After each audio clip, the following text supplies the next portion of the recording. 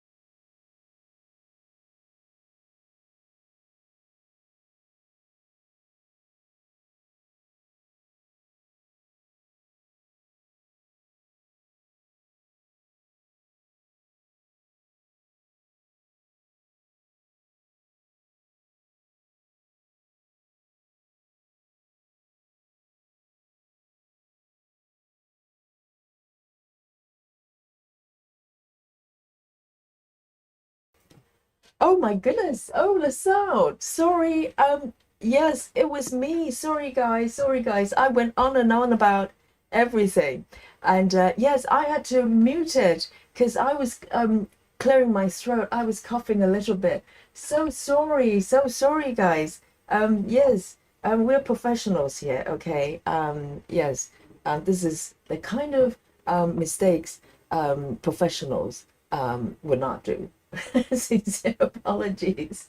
So, yes, I will talk a little bit about. Okay, I was just saying, Chad. I would just say this piece has a little bit of reputation, doesn't it? And of me hitting the all-time world record of slow stitching. Okay, and it's because the method of stitching and the combination of fabric and the thread as well. And I'll go into a little bit more about that. Okay. Apologies, everyone. Thank God we have fire alarm. It's working so well. I can see it. People just go, no sound. Indeed, my fault, my bad. And and so I want to say hello to all of you, everyone. And we have Rajal here. Hello, hello, good morning. I don't know what time of day Rajal is. It's good evening here, okay. And happy Stitching Thursday to you as well, Rajal. And we have Ace as well. Second to report to the chat. This is a competition. The top three get mentioned, okay, and thumbs up to all of you. And A says, hello everyone, I hope you have had a great day indeed, and I hope you have as well. And Chantel says, hello Yogi friends, are we starting Christmas in July? Oh, these are the key words, isn't it? In July, we're in July indeed. And today, yes, the 2nd of July. So this is the first time we see each other in July. Hello. And yes, we are. We are. Chantel, I don't know whether you've been around. Yogi has been doing a little bit of a side project, okay? Yogi is going to create a chart for Christmas, and I will be stitching that one. Okay, fingers crossed. I'm still working on it. I'm still working on it, but hopefully we can meet the deadline of Christmas in July. So stay tuned. But of course, all the stitchers they probably have your own choices as already, and some of you I know have already started, and I'd love to know your choices. And maybe you would like to join me with my pattern, okay? When it comes out, hopefully in July. Fingers crossed. I have blind faith most of the time. I don't know whether it's sensible or not. And South Stitching is here as well. Great to see you. And Lizzie says, good evening, everyone. And Linda Diamond says, hi, everyone. Hope you're staying cool. Oh, it's really hot at Linda's place. But London has been cooling down a little bit in the last few days. It's probably not going to last for too long because the temperature I can see the forecast is slowly going up again. Maybe not as high as the last few weeks, like 36 degree crazy like that, but it's going to go up a little bit more. And we're still in July. I can't imagine what happens in August. Maybe it's going to snow. Who knows? And we also have salad. Oh, salad. What did I say about hands? Two are plenty. Three is just greedy. Salad, great to see you. And Sarah, oh, lovely to see Sarah. Wonderful. And hope you're well and happy with a new grandchild. And Grace Hudson is waving with two hands. Listen, stitchers. Look at Grace, two hands, okay? And just keep it in a non-alien zone. And Susan is here as well, waving with one. And with Susan, one hand is plenty, okay? And Susan actually finishes projects sometimes, unlike someone, no names, Yogi. And Suki is here as well, waving with one hand, wonderful. And a Needle is here as well. And Needle says, love this one. Me too, me too. It's just so rich and so gorgeous. And okay, a lot of muted warnings there. And we also have Heather House as well. And Suzanne is here as well. My brain is scrambling. And Sola has joined us as well. And there you go. And so this piece, okay, arm stitching, let me zoom in a little bit so you can see all these gorgeous stitches. This piece, arm stitching on, okay, this is 22 count, 22 count fabric, even weight. And I've been stitching with this piece with full crosses, but with 2 strands. So 22, if you have stitched anything above 20 count, you would know sometimes it's a decision between, do I stitch 1 strand, 2 strands, etc. And every stitcher has different sort of idea about which one, what coverage is most ideal. And with 22, I'm trying to recall, 22, I'm stitching with Dry Flowers as well, by Kim Jacobs. And I'm stitching that piece with 2 strands, but 10 stitches, which is just go one way. That's it. And the coverage was totally fine, totally fine. But this piece, for some reason, well, I know what reason it is. It was an experiment, okay? On 22 counts, which I don't stitch very often, I wanted to see if full crosses with 2 strands will work. And this is what I got so far. I think it works with caveat, okay?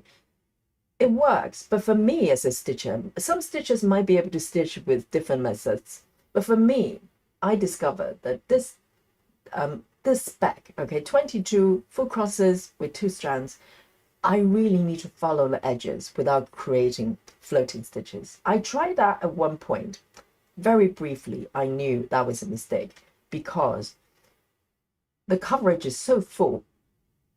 If you start to create loose pieces, stitches, at some point, you will need to jam your needles in between stitches in the surrounding. And that was painful. That wasn't workable for me. I know some stitches, they can do full crosses on maybe on 20 or even 25. 25, I've seen people stitching with 2 strands, full crosses. Not me. I didn't enjoy it, and if I don't enjoy it, I don't care if it's beautiful.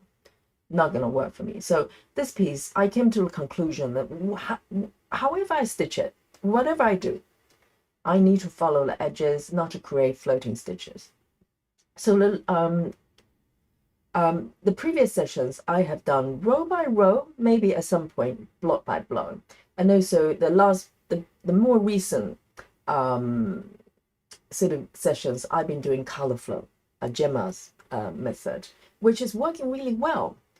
But today I'm gonna sort of try a combo because this length, this distance, this diagonal line it's kind of growing. It's a little bit longer. I'm hoping to have a hard stop here, but the line is getting longer, and the longer it is, the more likely I get lost. So sometimes I'm, misread the stitches and stitching in the wrong places. So that happens. So it's a little bit overwhelming. So today I'm going to try this. It works in my head, but I will find out whether it works in actuality.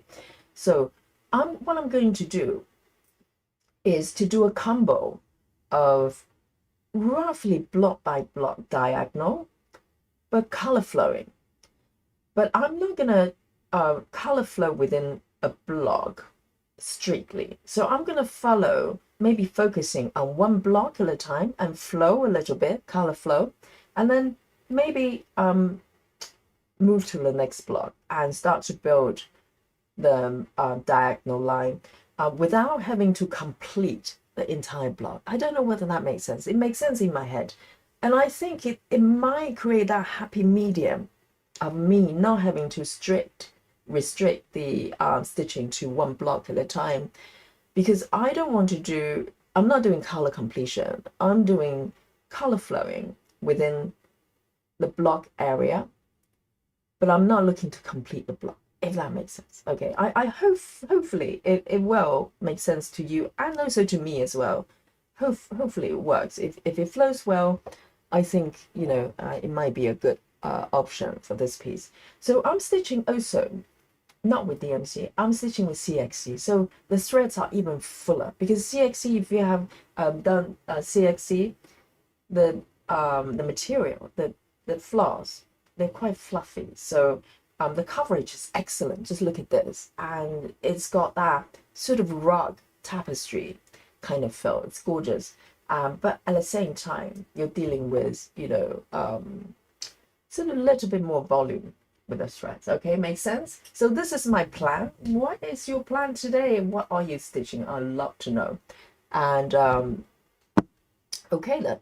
So I am going to start, I think, from this block because I want to start to build the diagonal line roughly. Okay, so I'm going to focus on this one. Let me bring on my my work mode here. And Lucy has just joined us as well. Hello, Lucy, my darling. Lucy says, hello, everyone. Love the colors in this piece, Yogi. And Lucy has been doing a lot of homework, watching the replay. And so lovely to have your comments. And I think, Lucy, are you looking for a new piece, if I remember correctly? And of course, I'm parking as well with this one. Okay, so that's the added element. Of course, color flowing means parking as well. So let me just zoom in a little bit. I just love these stitches. So full. Look at this. I'm zooming way in. You cannot see the fabric behind the stitches, can you? If you want full coverage, this is it. This is how you do it. Like full coverage is in full coverage. There you go. Let me pick these colors. I'm going to do it in order and not to create boxed in stitches. So I'm going to start with this one. And because the way I've been stitching this piece, there were beautiful things. I broke the world record of slow stitching, I'm pretty sure. 9:30. I'm stitching with CXC. 9:30.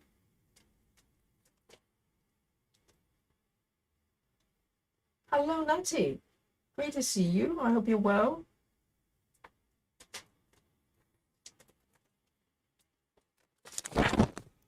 Let's take a look.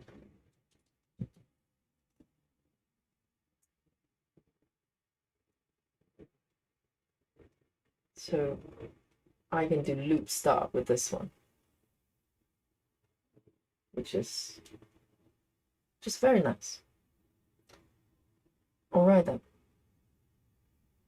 So starting from here, I'm going to be focusing on this block for now, ish. And then whenever it makes sense, I'm going to move down. But one block at a time, because otherwise, if I go up and down along this line, I get lost and it's quite overwhelming. Have a look. I think this is literally one stitch and then I'm going to end it.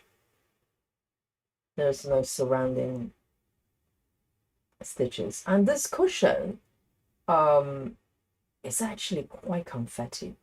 So, divide and conquer. Finally, I think I'm very close to completing this low cushion, but it's so beautiful. And I just love how full these stitches are. Literally just one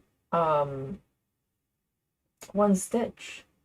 And I'm going to see how I'm going to end it. Should I do waist ending? I'm not sure. Maybe it's going to complicate the situation, but no, I'm not going to do waist ending. I'm going to just do a tuck in here. Normally I would pick colors similar to the one I'm stitching, but I have no choice here. This is the nearest, so fingers crossed.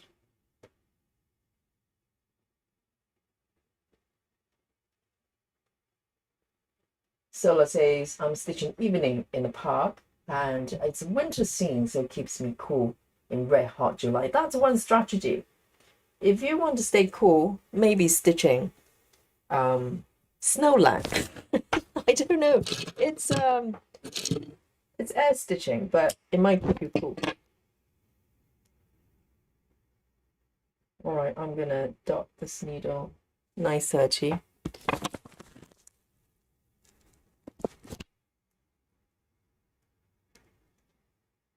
Nati says, "Are you doing Christmas in July?" Yes. I was just saying, I don't know whether it was during my mic was muted. I was saying that I will be I will be. Ooh, hang on. Let me just mark this one. I got distracted because I just got a work notification. Yes, I am doing Christmas in July, but Natty, I am going to be stitching my own pattern. Hopefully, I think it will happen. Hopefully, in July. I'm still working on it, but I'm getting closer. I'm getting closer. There's still some work to do, but I'm getting closer. So I'm creating a pattern. Let me see. Where should I take this? Okay, I'm going to park it here. So I'm doing color flow. So the parking location might vary depending on what parking method you're doing. Okay, I'm good with this. I'm good with this. Yes, I'm creating a piece that's crafters Advent calendar. That's probably going to be the title. And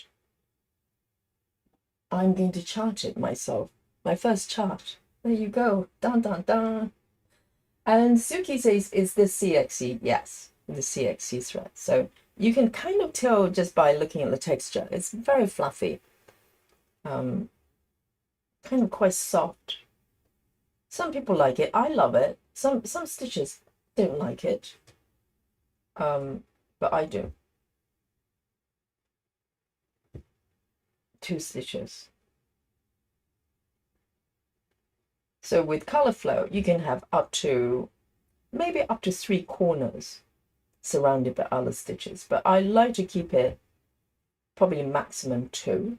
Occasionally I break the rules because the more surrounding stitches you have, the trickier it is to stitch, particularly with this piece. All right, let me see, where can I end this? It's tricky, isn't it? With tuck-in, because you are tucking the thread in the surrounding stitches, but with color flow, you're flowing kind of straight line, so it's a little bit trickier to get. I might just do a tuck-in on the ending stitch, which I prefer not to do, but I have no choice.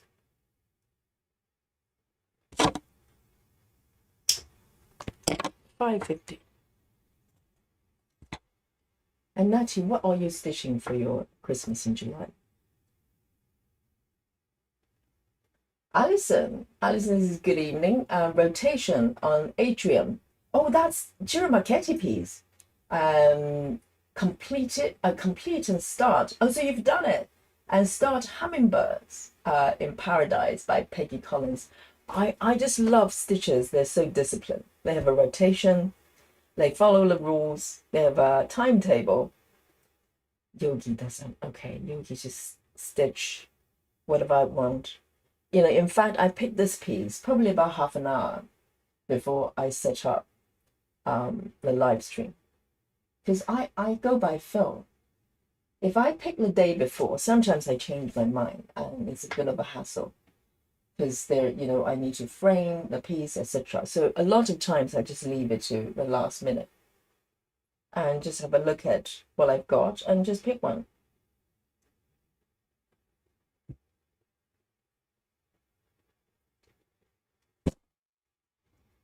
Oh my goodness.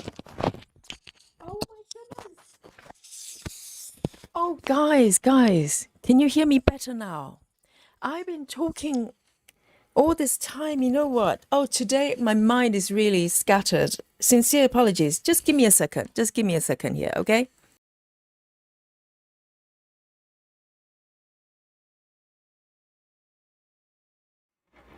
Guys, you know what happened? Do you want to know what happens?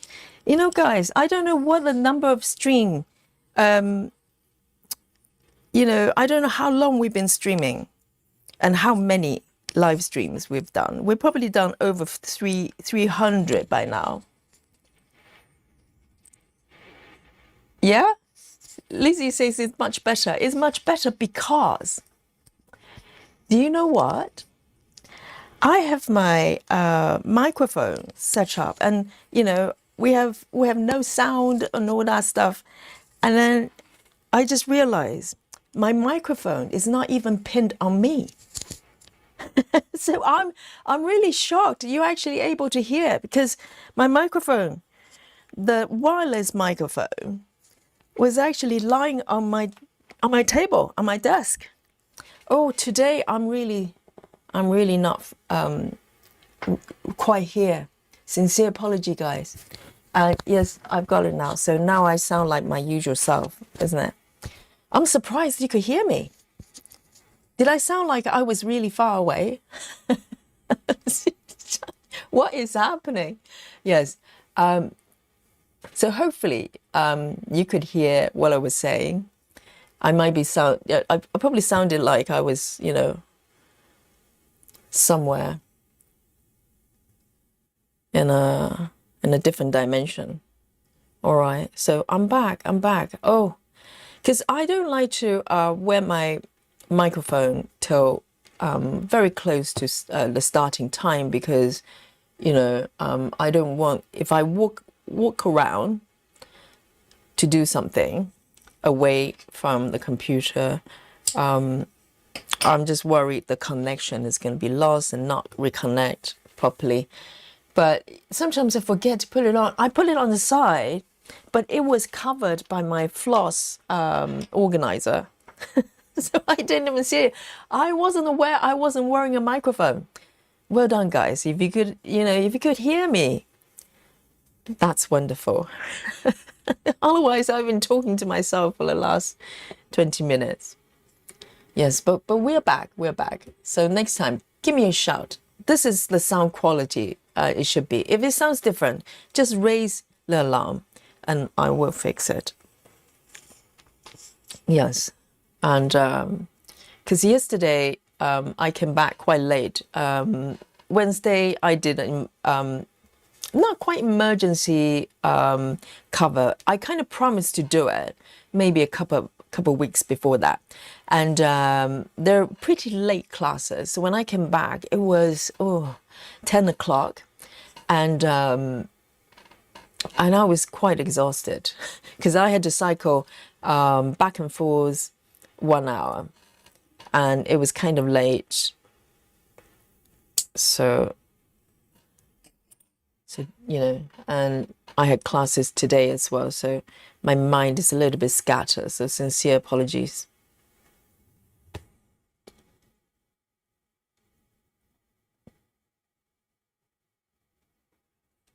But July is that time of the year that a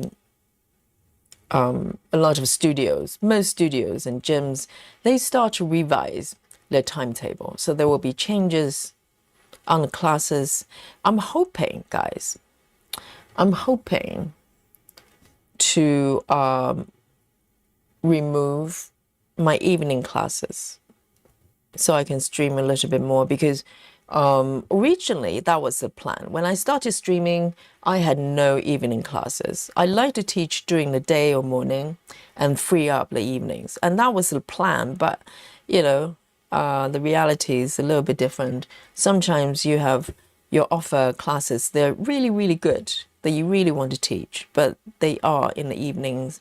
So I have been, accepting some evening classes. So the Friday ones, I will do my best. I will speak to the managers. I would like to either move the classes to a different time, or I can give my Friday classes to someone else and maybe pick up classes they're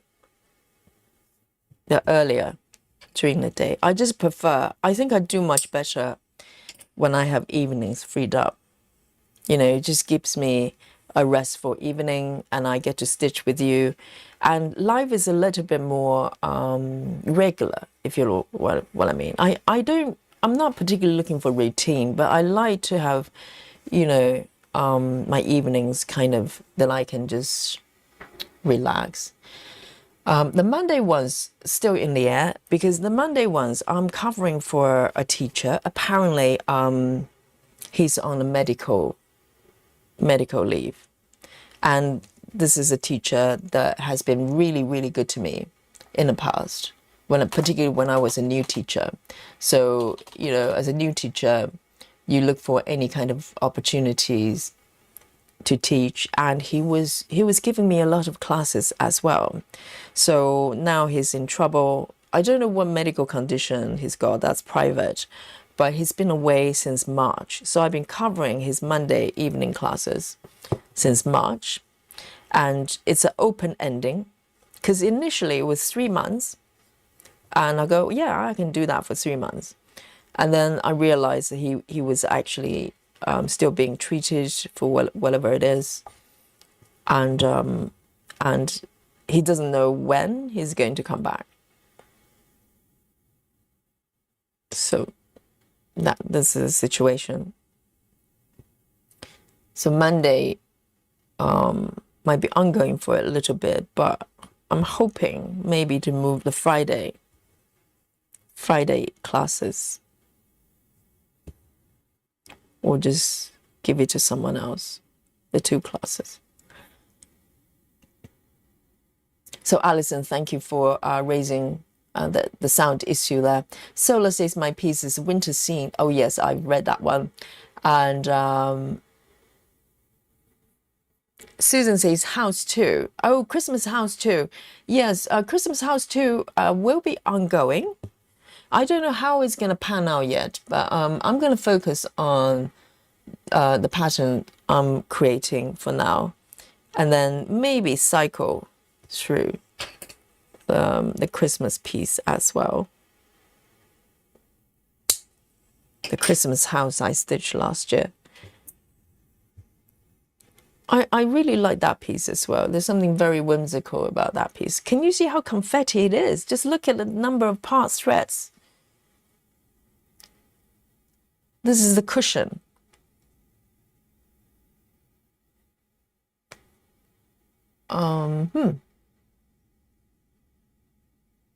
Just one stitch with this one, single stitch. This was part in the wrong location. Michelle, hello Michelle. Michelle says, lurking today. We're driving to mountains. Oh, Michelle is always going somewhere, going places, really exciting. And great to see you, Michelle, and safe driving. And thank you for lurking. Alyssa, hello, welcome back.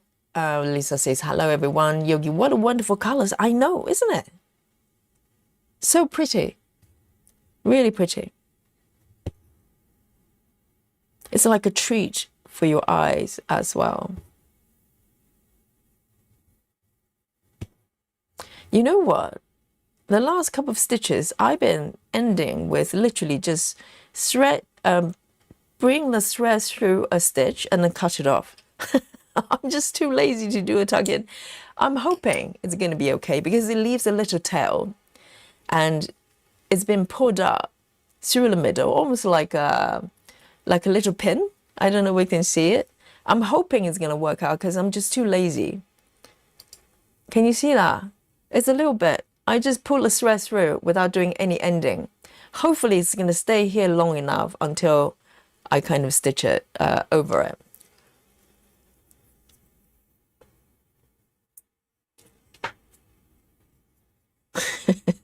Today is that kind of a day. Improvisation. All right.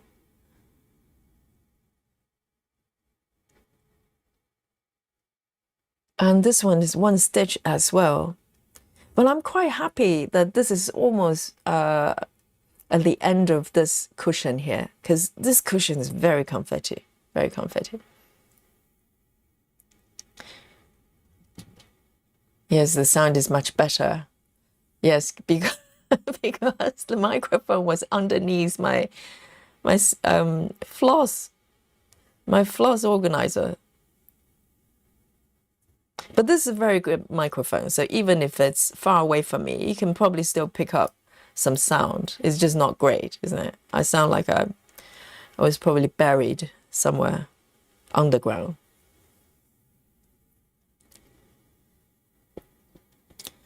Natty says it was a toss-up on what I will stitch. I think I'll do winter reading Nook, Amy Stewart, but I have 5 others I want to do, and I'm going monogamous this month. Oh, I do not believe you. Guys, do you believe a word Natty says? You know, Natty says she's going to go monogamous for a month. A month. Natty, do I have I remember correctly that in the beginning of this year you promised yourself with no new start, and lo and behold, within days you were like starting new pieces everywhere. Yes. I will check again in 3 days' time. See, you know, if you're still monogamous. But Winter Reading Nook is beautiful. Oh, I need to go back to that piece as well. Yes, it's got a very subtle or not so subtle Christmas theme. It's got reindeer and everything, but it's not being sort of, you know, kind of perceived as a Christmas piece because there's no sort of, you know, ho ho ho elements to it other than, you know, 2 reindeer looking creatures in the background. But Dewey, hello. Janine, hello Janine. 2 hands, well done. Lucy says, I'm no longer looking for my first full coverage. Your festive seascape, 14 counts small, inspire me. I'm getting it soon. Oh, lovely. Stitch is so beautiful. Yes, that piece is so gorgeous, isn't it? And that piece is perfect for 14 counts, if you like 14 counts. Because, you know, it's got that kind of felt to it. I think it works much better with chunky stitches. That's a great choice, Lucy. And Elisa likes that one as well. Yes, Festive Seascape. That artist has many pieces. They're quite well known in the cross stitching world. I've seen quite a few of her charts, not knowing it was from the same artist. I think Susan is stitching 9 o'clock, which is from the same artist as well. Really, really beautiful. All right. This one here. So far, so good. So I'm not, you know, doing block stitching necessarily, but I'm kind of focusing a very small area because color flow, sometimes you could go up and down everywhere, but I'm kind of trying to, you know, focus on one area without, you know, necessarily flowing through the, you know, the entire distance.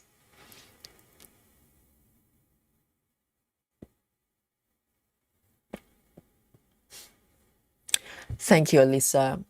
Alisa says, I hope he recovers soon, referring to the teacher I cover on Monday.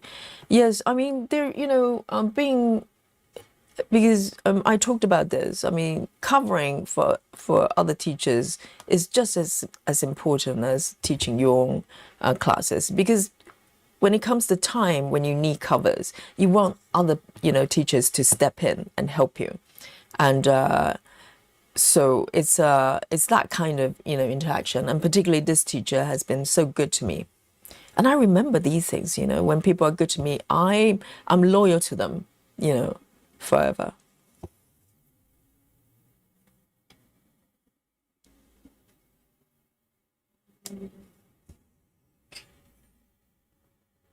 I'm going to do the lazy thread ending.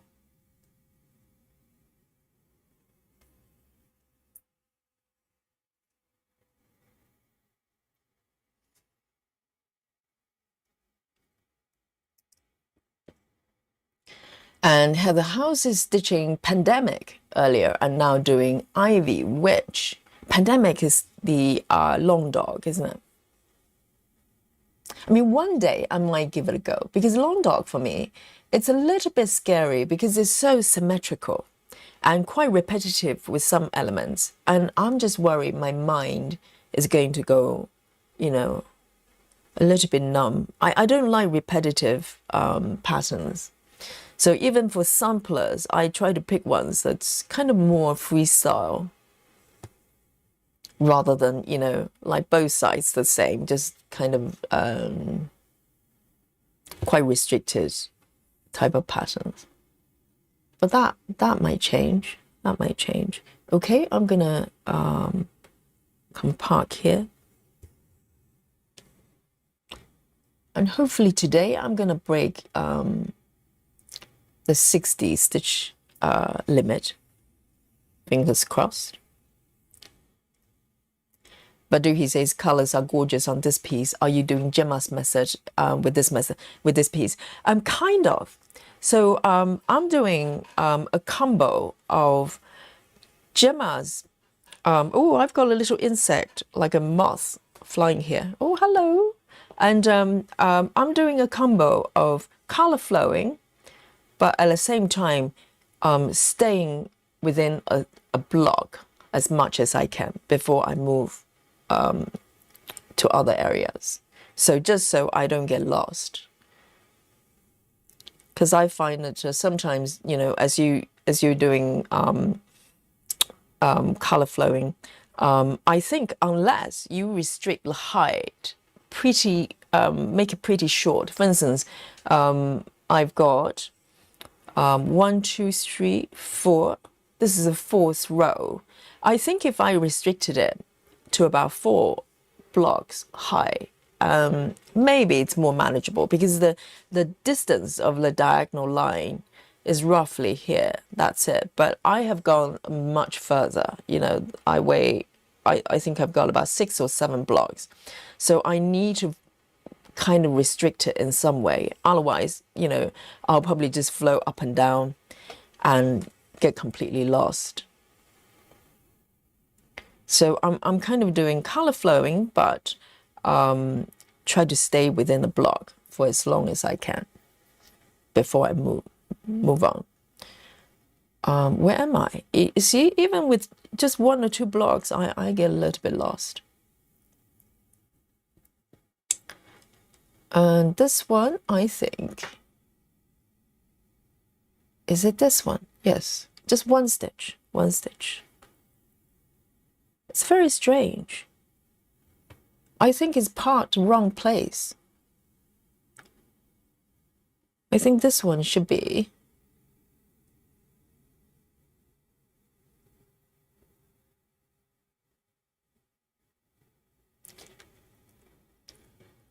it should be this one. I parked in the wrong spot.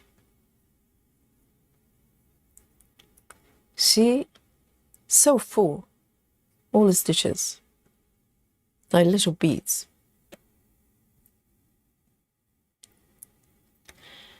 A says, I found a new pattern I'm thinking of starting for Christmas in July. A colorful winter wonderland. World of love. Heart. Oh, Adrian Giaya. Yes. The artist that created the fusion, vibrant fusion, which I'm stitching. I love that piece. Oh, it's got to be gorgeous. Is it Christmassy or you're going to make it Christmassy? You could. You can stitch whatever you want.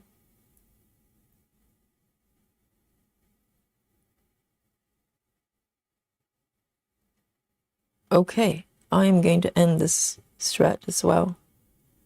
Lazy ending, a little bit risky, but hope for the best. But these, you know, these stitches are so snuggly. I really cannot imagine the threads going to pop out in some way because they're so close together. And, you know, I also flow with around the edges as well. So they, you know, everything's is going to get tucked down very quickly. Ooh, I don't know what's happening. Let me have a look. This one, 413, just one stitch. 413.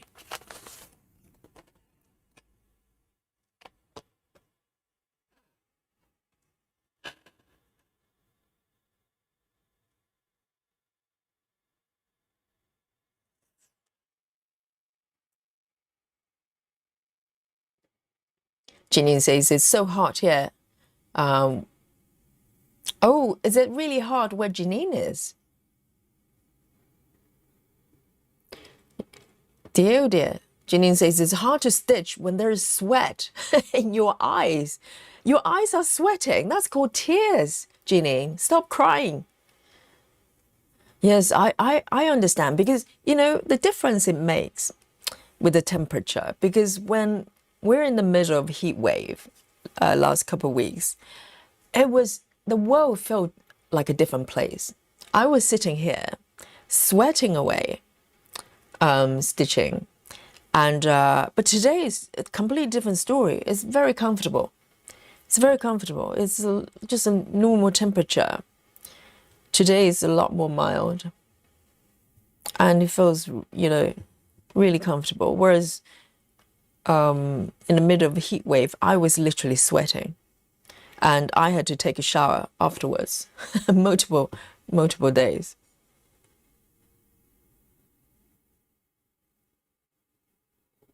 But it's probably going to return. 413.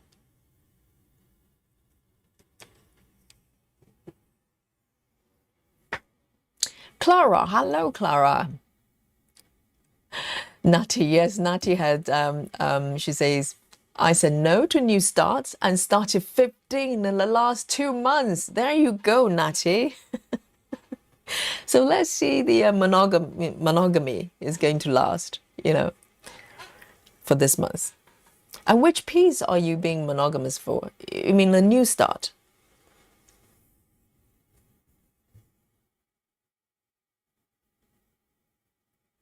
I'll give it 1 week. If you start a new one, I'll give you 1 week stitching that one. 3858. I think it's more healthy to switch. Do you not think? Because you want to feel fresh, don't you? It's like food. You don't want to eat the same food every day, even your favorite food. 3858.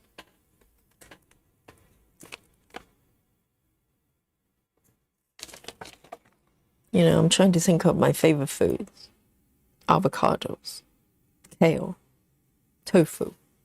You know, well, I do eat these foods quite frequently, but if in different combination, you know, have other things thrown in. If I try to eat all of them, like every day, I don't think I like them very much after a while.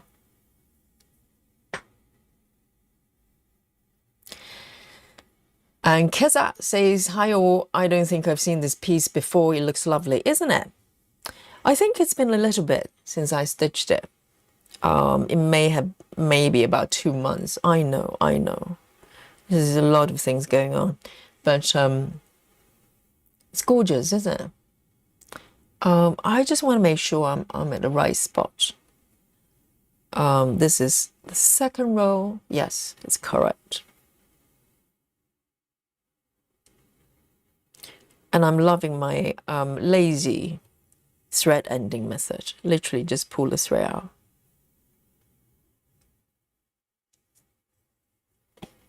I think it's going to be fine. So this one I can park. Let me have a look. Where should I park? I can park it within the same block. Elisa says, I tried only stitching 1 piece a month for this year. I confess I only last 2 months, but I believe you can do it. Yes, but this is not endurance exercise, is it? I think you shouldn't need to endure monogamy if you're not, if you want to stitch other piece. I think naturally, when I got my, which one is that? Gecko Rouge piece, the craft cupboard. When I first got it, I was so excited. I have to say, I managed to stitch it pretty much exclusively for about 6 months. I may have doubled a couple of things here and there, a few days in between, but I was stitching every day, working on that piece every day for about 6 months. But sometimes it's a build-up, because gradually you probably have days stitching the same project. You have days that you don't really you're not feeling it, but you feel like I'm working on this one, so I'm going to keep going. And I kind of just, try to push through, which I shouldn't be. It's a hobby. Let me just count this. 1, 2, 3, 4. But one day I woke up and I could not even look at it. Seriously, I was so fed up with it, but it kind of happened overnight. I think it was just last straw. I don't know what happened the day before, but I think I just had enough of it. Maybe part of me, because I spent a lot of money on that kit, so maybe part of me was feeling that, if with this amount of investment, of course, I'm going to stitch it every day. But I think that was probably a mistake, because I woke up one morning and decided that was it. And I didn't want to look at it. I didn't want to touch it. And I couldn't stitch for I just went off stitching probably about, God knows, a month.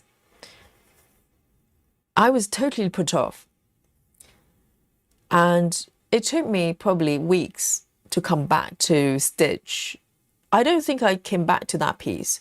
I came back to stitch other pieces. So there were a few patterns that I got, a few projects I got around that time, almost like a therapy, to recover from the Gecko Rouge piece, which is insane. Why would you do that? And Susan is stitching 9 p.m. Yes, from Carla Gerard, which is the artist of the festive seascape.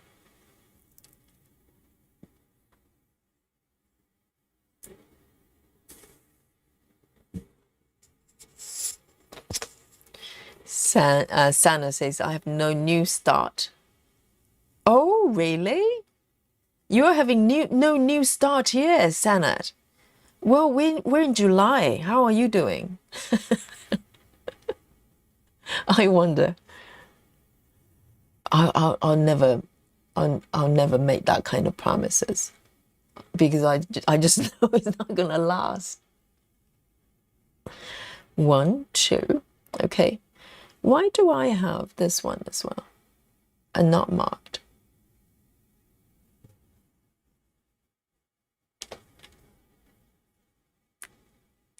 Lucy says, you're a great person, Yogi. You never forget those who help us in the beginning. Loyalty's a virtue.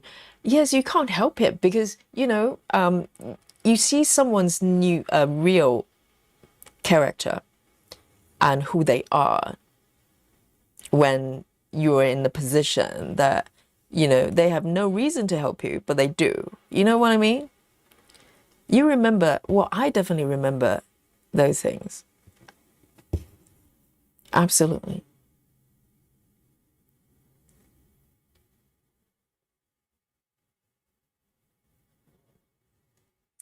One, two. And I try to do that for other people as well, for sure, because you know how the difference it makes for others. So it's a beautiful cycle.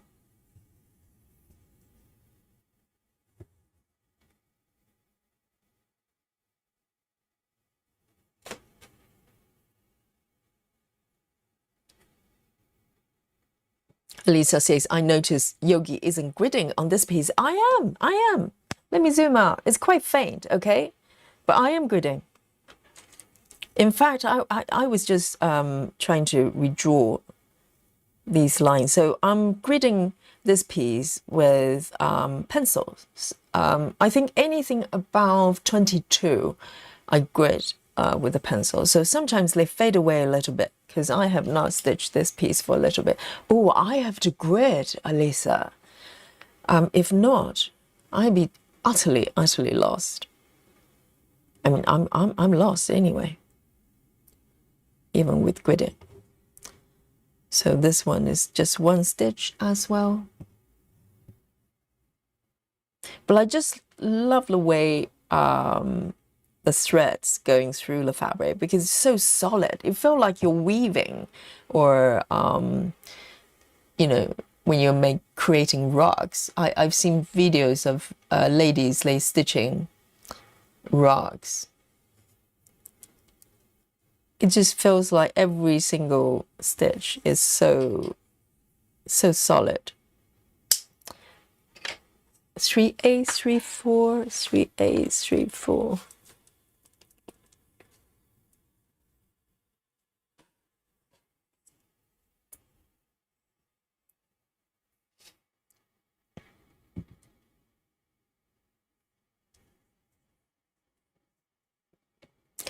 It says the pattern is a snowman inside a heart. Oh, right. So that's definitely Christmassy.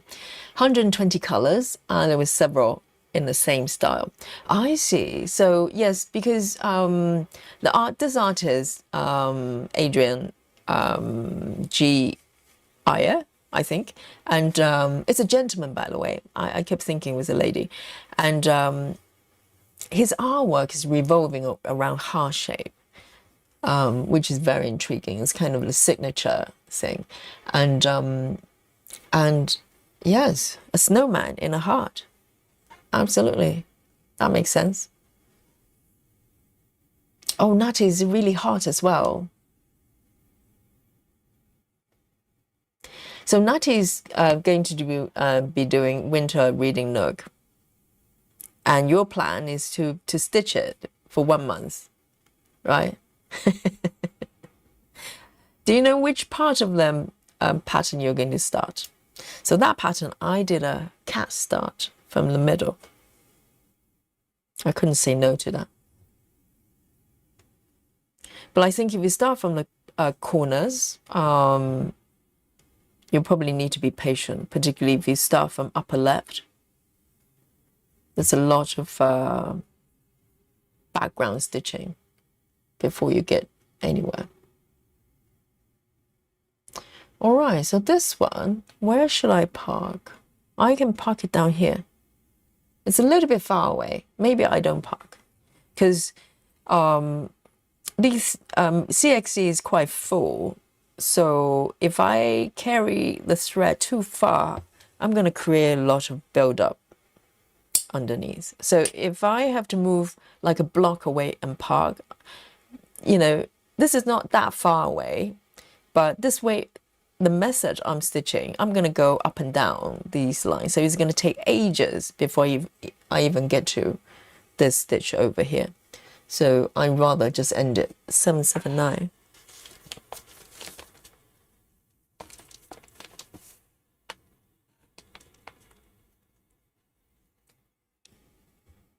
Let me take a sip of my coffee here. Crafty Tabby Cat, hello.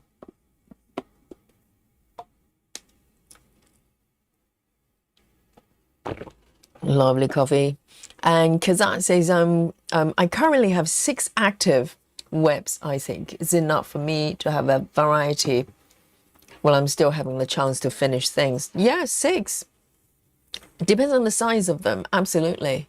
6. Well, the thing is, Kazat, you know, each year, even if you maintain the 6 webs this year, right, which is, you know, remarkable. But the thing is, as we move forward, constantly, there will be new patterns that's seducing us, wouldn't you say? So this year, even if you manage to pull through like a single, you know, just sticking with what you've got, There's no guarantee next year you won't have more. And it's a slow build up, isn't it? So currently you have 6 webs. Next year, adding a couple more, you have 8. So, you know, the completion date will gradually stretch out, which is fine, you know, but I tend not to think about completion. I just think about, you know, each session, am I going to enjoy it?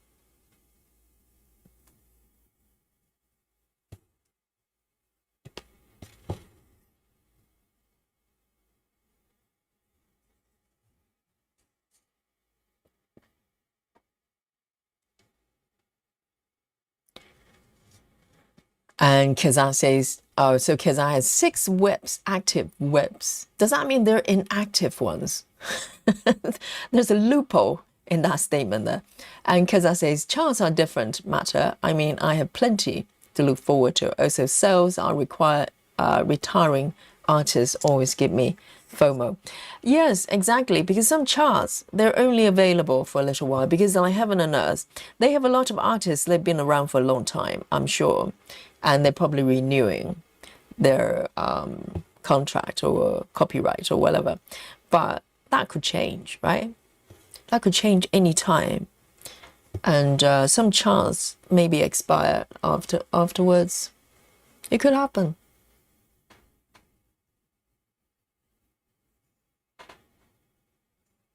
So I think if you like a chart, grab it within reason. You know, you don't, if it's beyond your ability, obviously, don't do that. But if you like something, and these are, you know, luckily, comparing to maybe other hobbies like golf, other things that cost a lot of money, in comparison, you know, what we're doing here is relatively reasonable. A15. Of course, if you spend $500,000, you know, for a Gecko Rouge project, that's a different thing, you know. A15.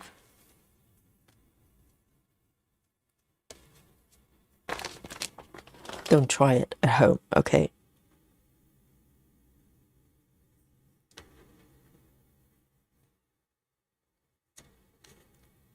I'm enjoying this. I think this is working. I think the combo is working. Because it gives me permission to kind of stay within the block, but also the freedom to move away if it makes sense.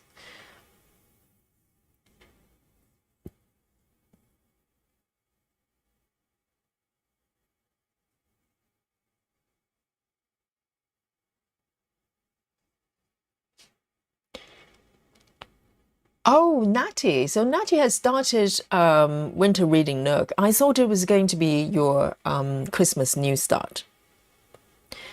So Natty has started the piece already, and from bottom left, so it starts with books and the candles. Oh, right. That's a beautiful piece, isn't it? I'm stitching the max color, regular size. I think there are some patterns from Amy Stewart. They're just timeless. They're beautiful, really beautiful. They're like probably gonna, you know, if she continues to work with Heaven and Earth and not to move somewhere else. Well, the thing is, with artists, who knows?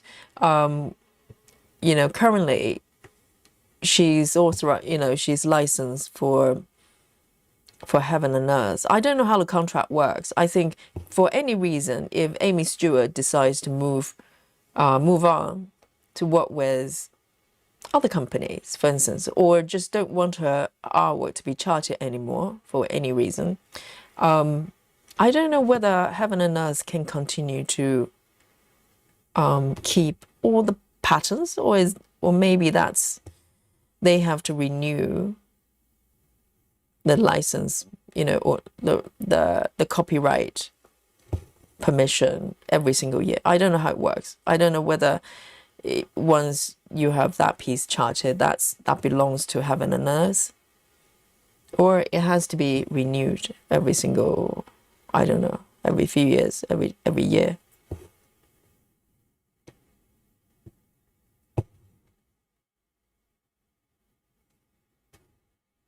But I think a lot of chance they're retired because maybe the permission runs out.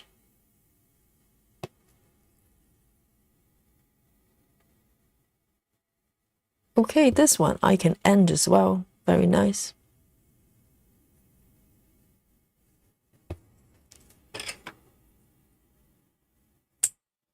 A15.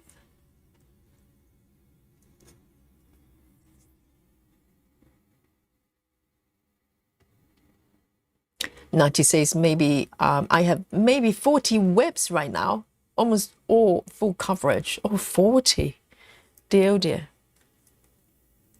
Well, this is the thing. If you know, because in comparing to some of you, or maybe most of you, I'm a baby stitcher, you know, because I only discover full coverage during COVID. So it's relatively recently, because some of you have been stitching for decades, and some of you have been stitching full coverage for decades as well.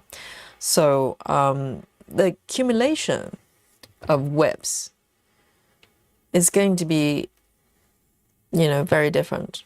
I mean, even for about, I'm trying to think, 2022, the end of 2022, that's when I discovered Heaven and Earth and started to add more projects from then. So we're talking about probably about 4 years, slightly under. I've got maybe about 25 so far. So if you have stitching a lot longer than me, 40 is probably pretty modest, isn't it? Nati's probably been stitching for a long time. And so 40 whips is probably relatively modest.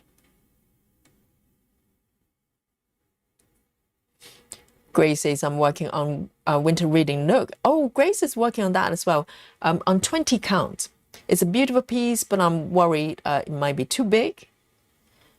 Are you doing the regular size? Yes, 20 would be, well, a little bit larger than 25 count.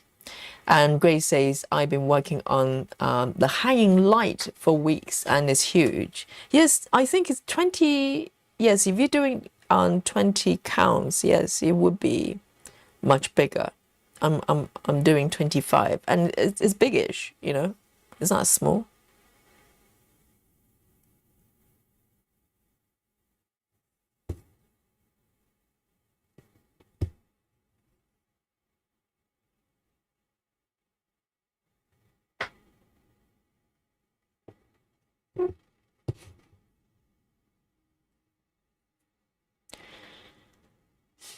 Oh, Janine is definitely hot. She says it was hot today and did a lot of stitching in front of a fan. Do you not have air conditioning where you are? So does it not get hot on a regular basis? I thought fans, they're more of a UK thing because we rarely get super, super hot for a long time.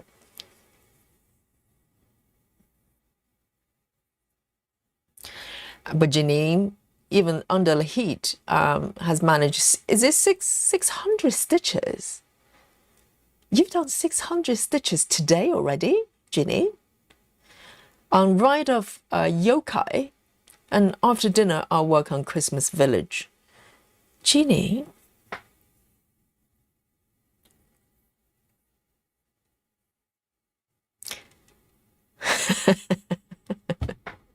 Ginny says 25 counted web is my limit. For till when? For this week? I don't believe you. I don't believe a word Janine is saying.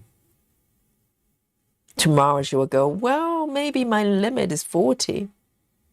Because there's just so many beautiful patterns, you know, what do you do? And Nati's working on 28 counts. Ah, okay. 1/1. 28 count, 1/1 full cross.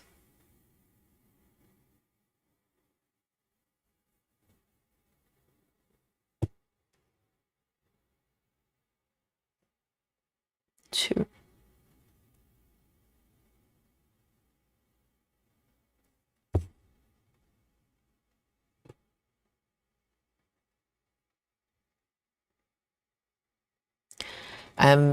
Mischief.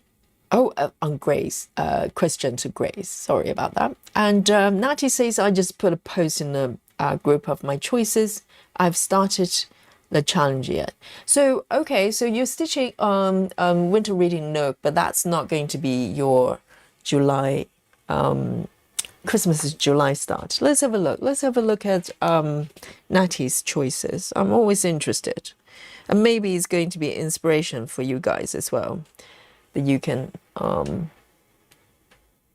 see what other people choose to do. Let's have a look. These are Natty's choices here. Let me just move these ones so we can see properly.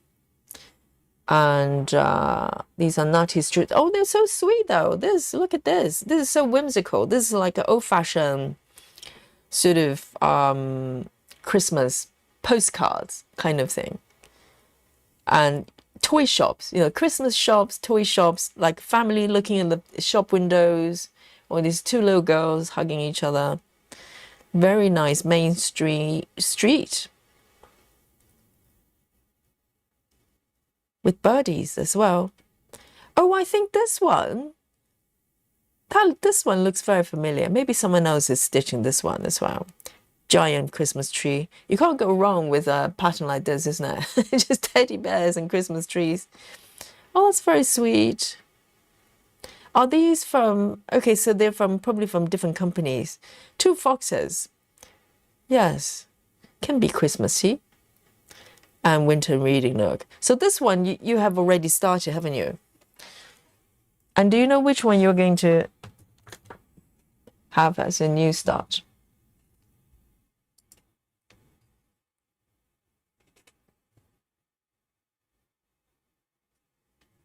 Oh, I really enjoy looking at these stitches. So gorgeous.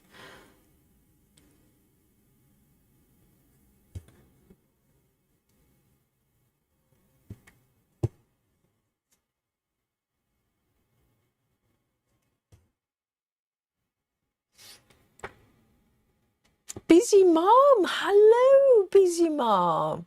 We've been wondering about you. How are you? Hang on. Guys, you've been wondering about Busy Mom. Busy Mom is in the chat. Let me have a look. I can't find it. Yes, there you go. Busy Mom is alive. Yeah. We've been wondering about you. We were talking about you just a couple of days ago.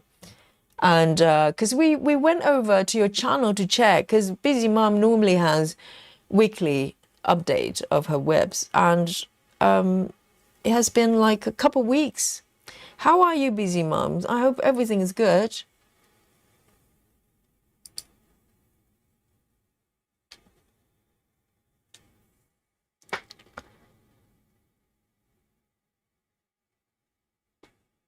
Right. Natty says monogamous Christmas in July is the challenge. So these are the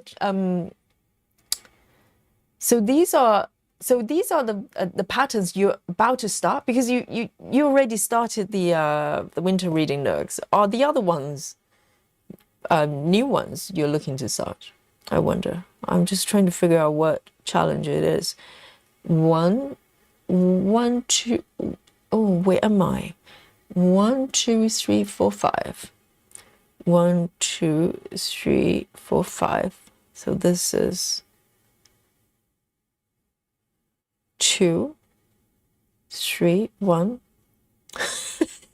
1, 2, 3, 4. Let me see. 1, 2, 3, 4. It should be here. All right. Yes, I got it.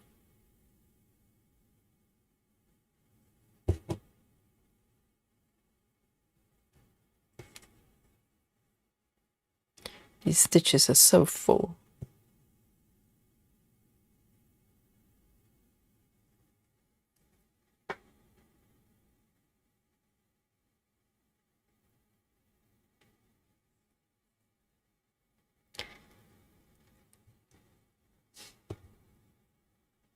So Natty has started in 2023 as well, so about the same time as me actually.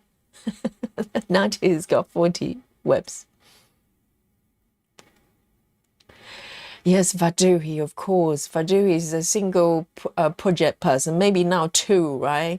And even for two webs, Vaduhi is having a panic attack. So 40 webs is like, what? Well, but Vaduhi, it can happen, right? Unless you have very strict rules of not starting new projects for decades. Otherwise, if you've been stitching for, let's say, 5 years and you have, 5 or 6 projects a year, gradually adding, right? The new, just new patterns you love and just adding. If you add 5 projects a year, it's not bad. Every couple months, right? 2 or 3 months, you add a new project. That's not bad at all. And you do that for multiple years, you can get to 40, very quickly.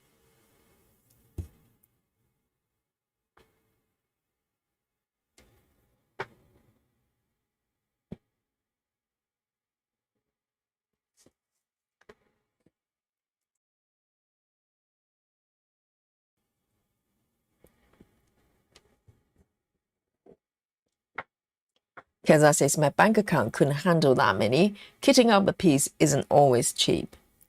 Yes, true. Particularly maybe the initial few, pieces, because you have to get the floss together.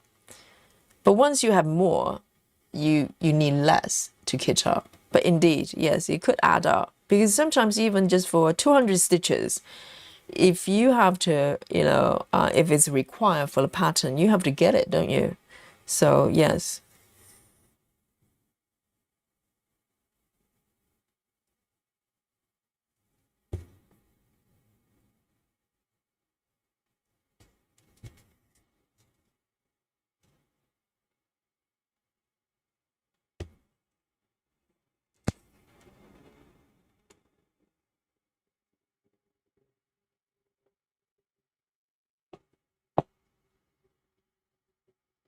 And I'm going to park it here.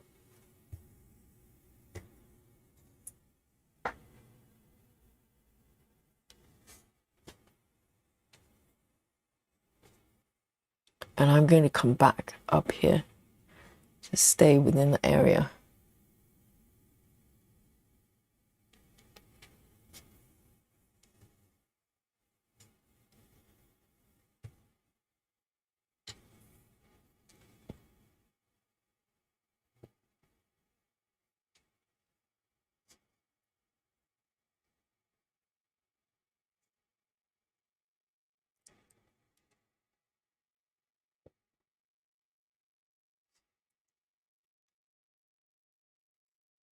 Janine says we have portable AC in the living room, but it really only cools in the living room. So I have a fan in the craft room. Wow, 600 stitches, a lot for me. She says probably do another 200 on Christmas Village. Yeah, just another 200 casually. That's quite a lot, isn't it? Maybe Janine has been watching Komari as well, 902. 902. No spooky bingo. All alone here. 902.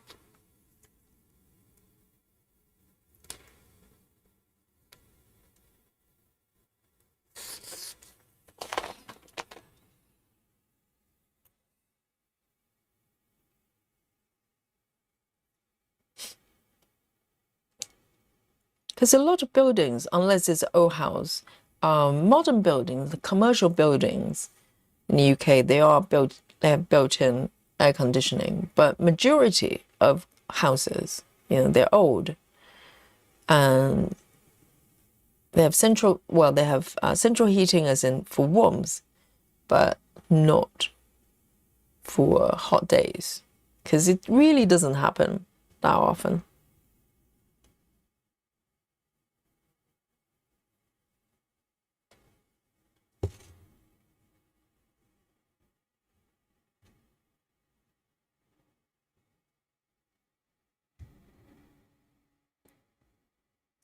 Chantal says, I'm doing Halloween in July. My son wants all horror movie masks stitched. Yes, your son's request. How about getting the son to stitch as well? Maybe he's really young.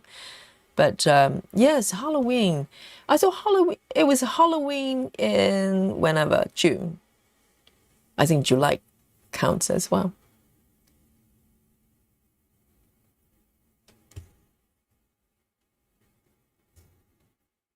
Whoops.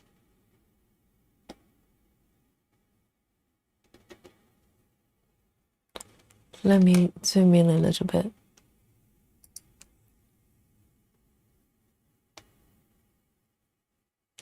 This stitch is a little bit weird.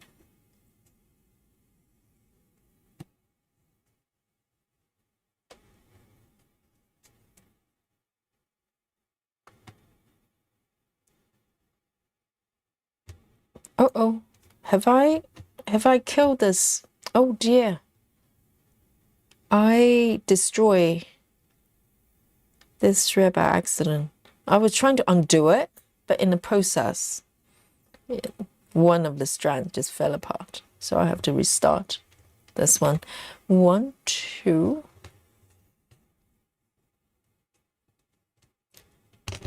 Oh dear, this is not pretty. Let me cut it off.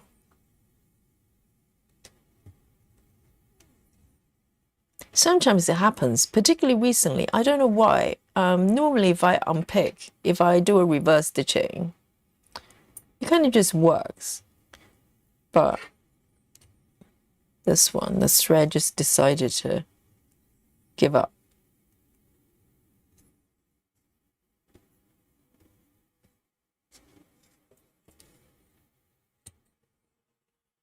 Oh, look at this. What a mess. Look at this. This is what happened underneath.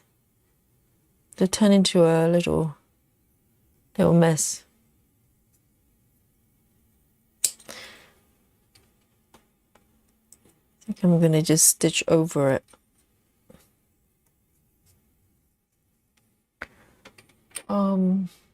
One, two. Okay, 902.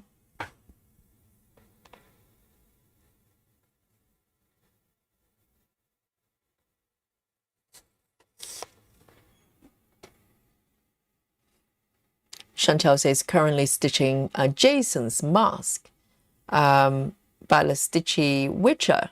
Oh, comfort stitching then. Jason's mask.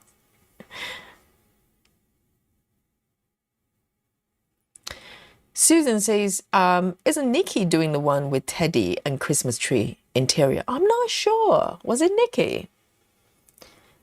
But that pattern does look familiar with the teddies and stuff. And I hope Nikki's doing well.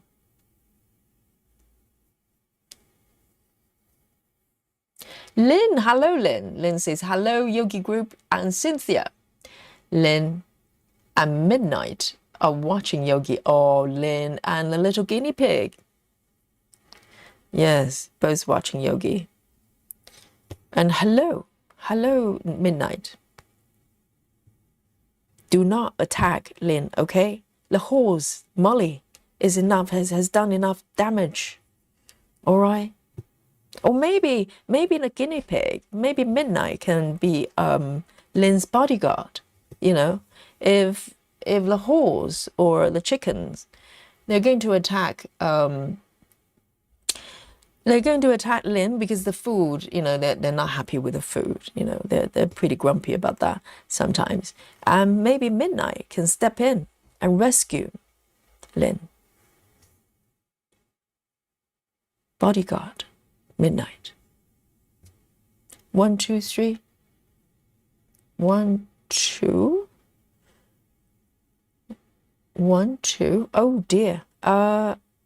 This one shouldn't be stitched, but I'm gonna fudge it. Because it's quite hard to undo stitches.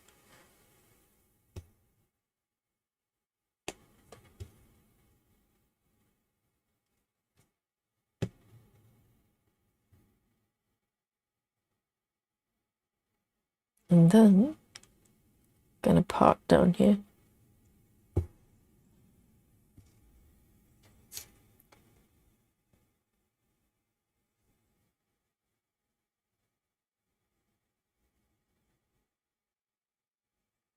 And the next one, quite a few stitches actually.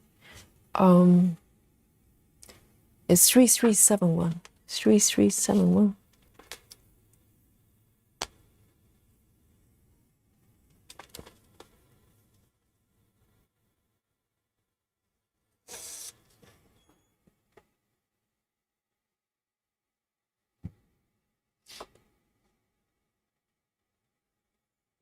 Yeah, so everybody's missing Busy Mom. I mean, if you do kind of weekly, regular updates all the time, and suddenly you just go quiet, people get worried.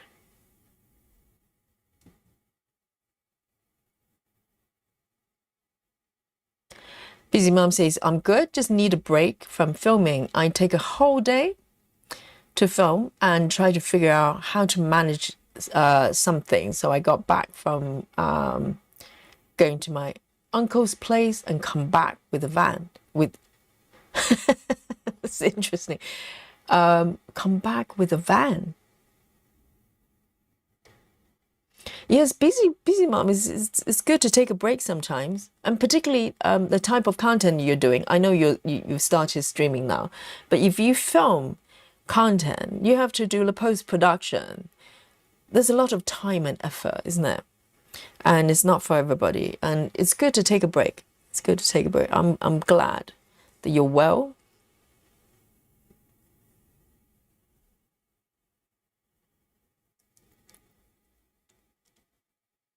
Those two are done.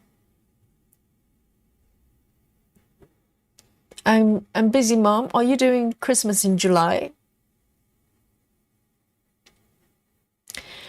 Daria says, hello, Yogi and Stitchy friends. Happy Stitchy Day, and happy Stitchy Day to you, Daria.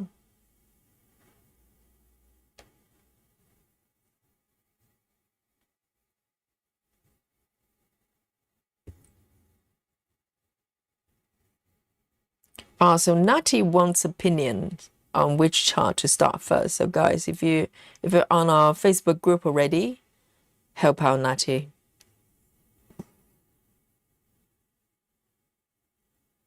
I just know somebody's gonna go start all of them. Who's gonna be that person?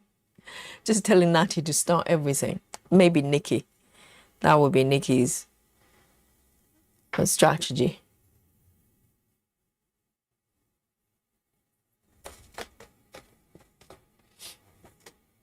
Janine says, this piece reminds me of an updated version of Maggie. Well, there's some sort of similar, sort of parallel to it. It's a craft room with a kitty sleeping by the sewing machine. Yes. I don't know whether it's updated, because I just love Maggie the Mess Maker as it is. But then I'm biased.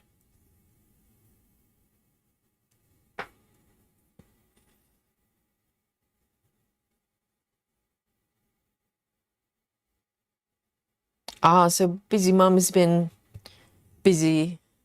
Well, it's Busy Mom, so she's been busy reorganizing her craft room. Because Busy Mom is doing a lot of sewing as well, isn't it?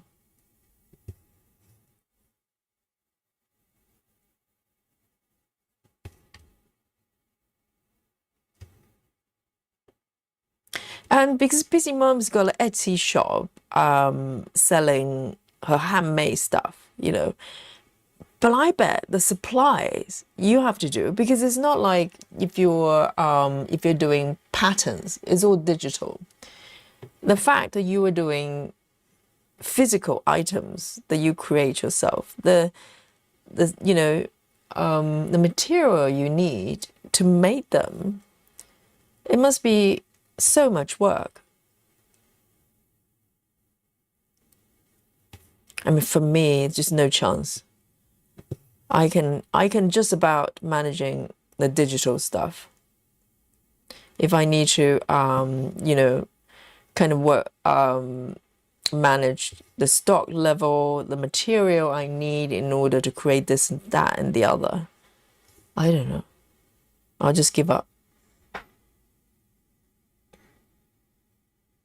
Lizzie, why are you not stitching? Lizzie says not stitching, so cannot play spooky bingo.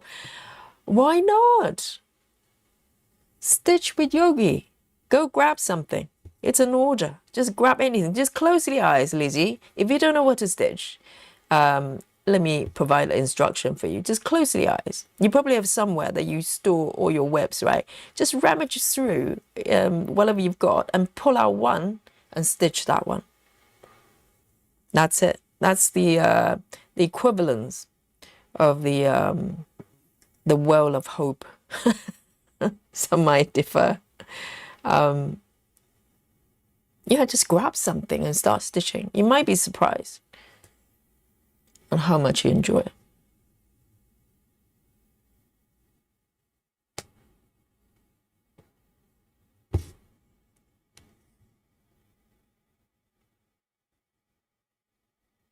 Maybe I should try that sometime. Just close my eyes, just grab one. You know? It's a lucky draw. Jojo says, hello, Yogi and chat. Hope you're having a great day. Just back from running errands. Needing some calming stitching time. Yes, you're in the right place, Jojo. Life and play. That's the balance. And we're playing. 1, 2, 3. 1, 2, 3. I think this method is flowing. I don't have to think about it. I kind of just, the only thing I have to do, because essentially I'm doing color flow. But the only thing I need to bear in mind is where I go. So, I try to stick in the same area as much as I can, rather than going up and down. And I think it's working. I think it works.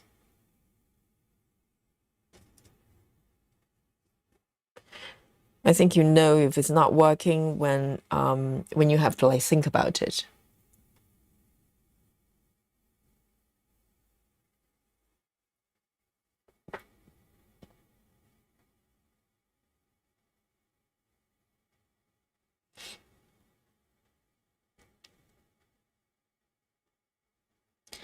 Kaza says, I'm lucky recently. Post-surgery, I'm the cat's favorite to snuggle with. Normally, I can only beat my husband if I have the heated blanket on. Oh, do you mean you're competing with snuggling with your cat? Is that with your cats? I hope you're recovering really well, Kaza.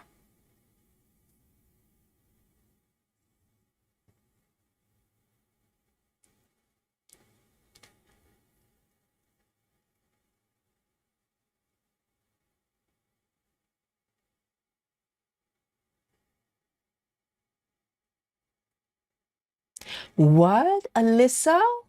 Are you saying Komari is starting the Pokemon piece? Is it? I have not checked my YouTube feed for a little bit on the floss tube front. Alyssa, is Komari doing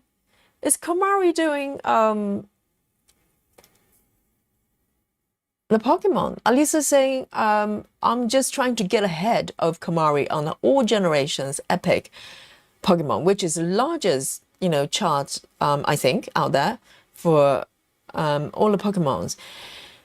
Alisa says she started like 3 days ago. She's about passed me by. I'm not surprised, but I think Komari is going rogue.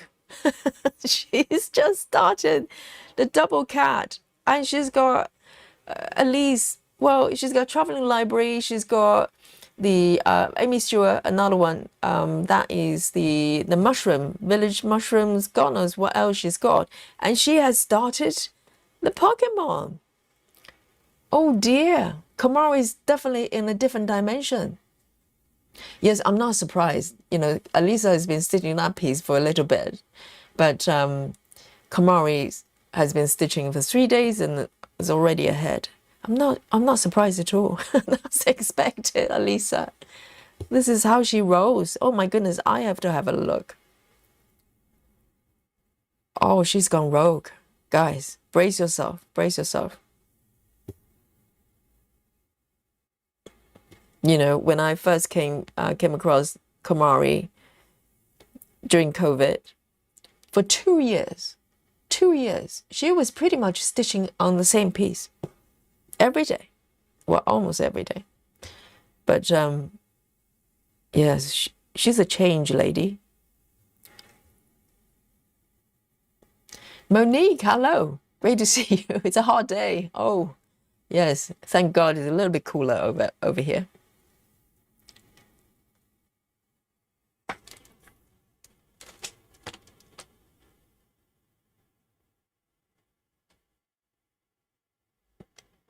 And Grace Houston says, Kamari started the Pokemon piece a few days ago. I really do think she has a little elf's working when she's asleep.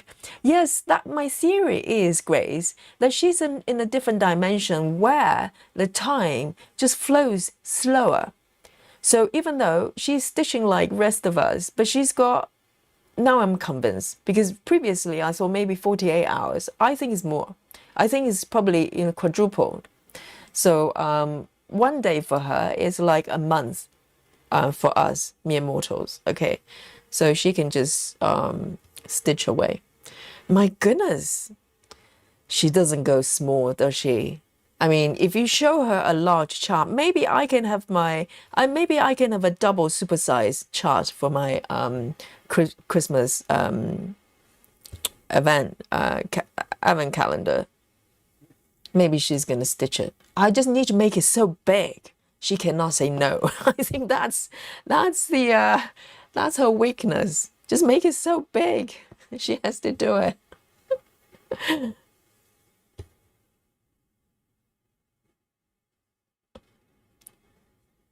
1, 2, 3, 4.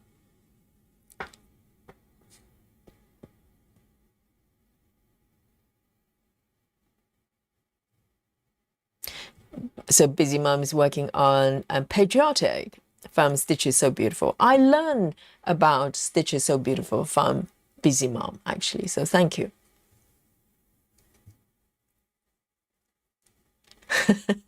At least I started 3 weeks ago, and Kumari has only stitched 3 days. It's already ahead. I told you.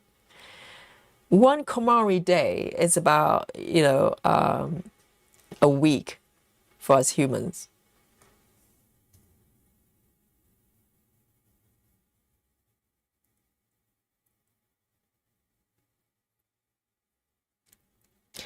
Lefty Gemini, hello. Great to see you. Oh, Lefty Gemini is one of those stitchers. They come to a live stream and they just go back from the beginning to watch it. And sometimes, those stitchers, they forget they're behind the live stream and they start commenting on things that's being talked about an hour ago. I can always spot it.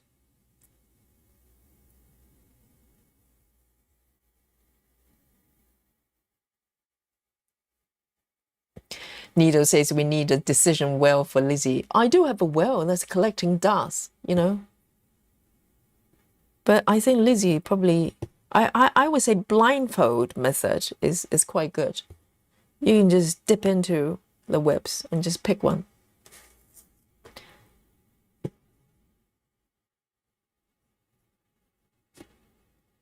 Oh, Lizzie, how dare you? Lizzie says, I'm too tired to stitch. How can you be tired when you're listening to Yogi? It's a source of life, source of energy for you. Just go grab something, doesn't matter what it is. Just start stitching. Even just 60 stitches, who cares?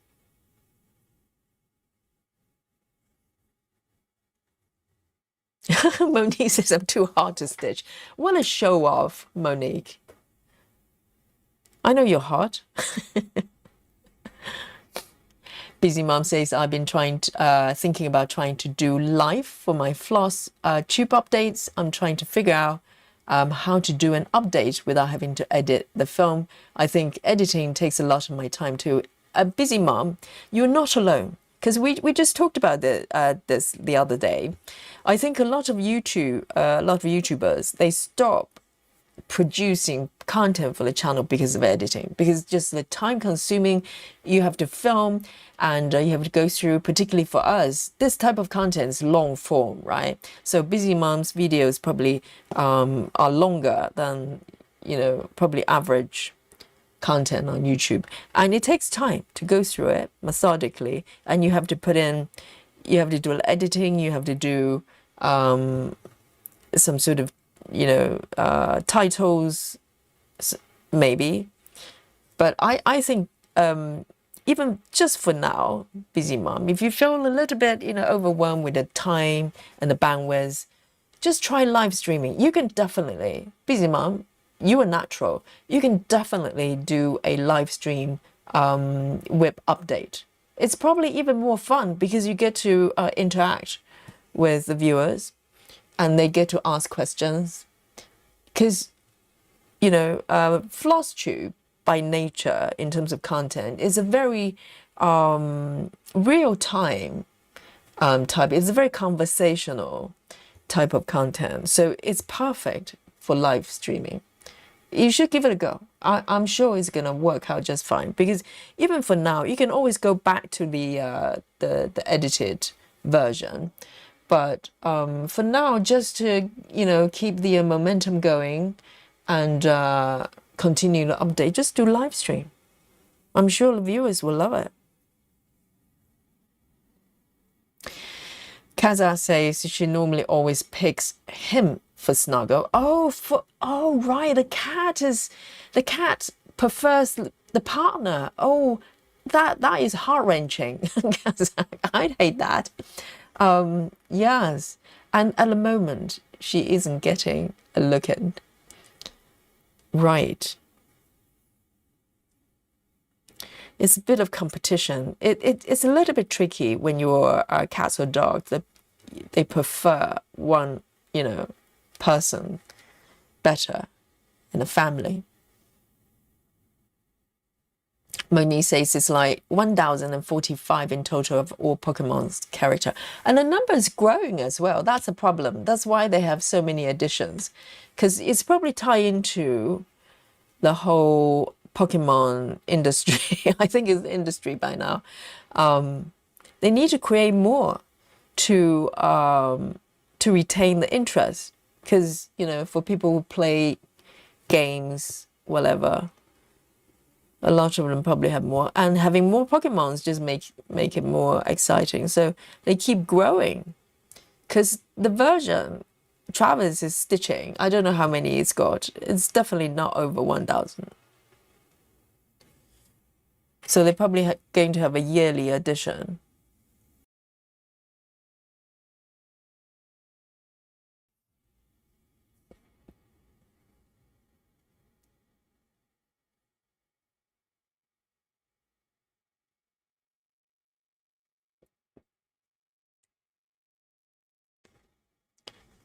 One, two, three. 1, 2, 3. One more. See you later, Kazakh. And Stitchy, Wrist Spices says, I don't edit. Yes, that's one way of doing it. You can just record whatever you're doing and just leave it and just post like that. That's one way of doing it as well.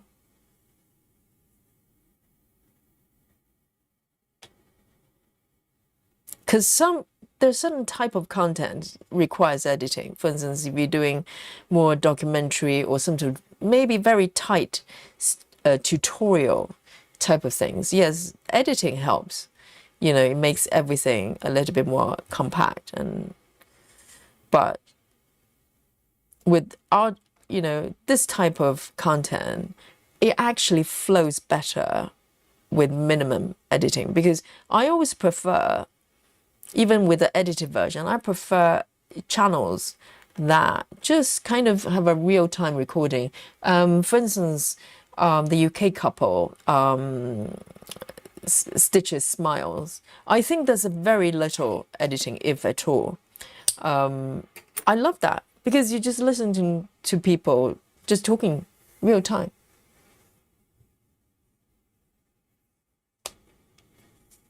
Yes, busy mind, give it a go. I'm sure it's going to just work out just fine. Mandy, hello, Mandy.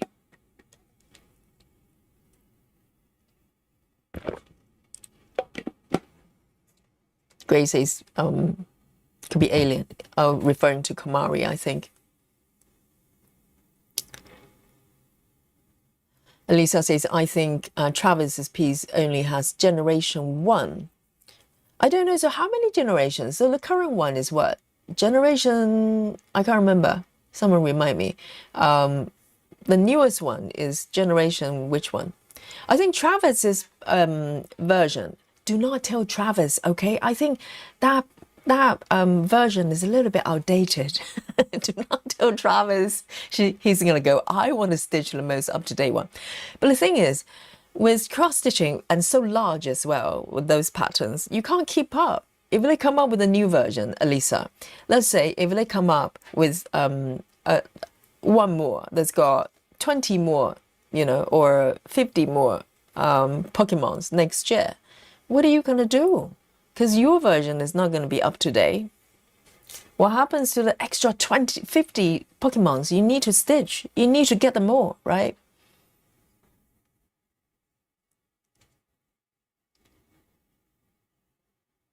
And I'm gonna maybe move up a little bit here. So this is the second cushion. It's only got a little bit of corner here, so hopefully, let me have a look at my markup here. So the second one is just a little triangle. Well, not that small, but that's quite confetti as well. So I'll probably just work a little bit and move down here. But I want to be able to keep it relatively diagonal. It's just easier to work.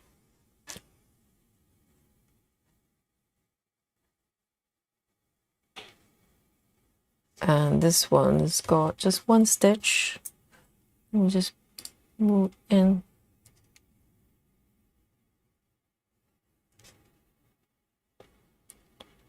Just one stitch.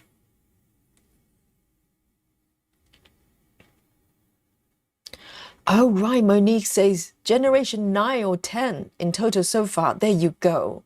Yes, don't tell Travis, okay? He's way behind. Travis is like going, no. He's probably a work club, just screaming, screaming right now. I know, how do you keep up?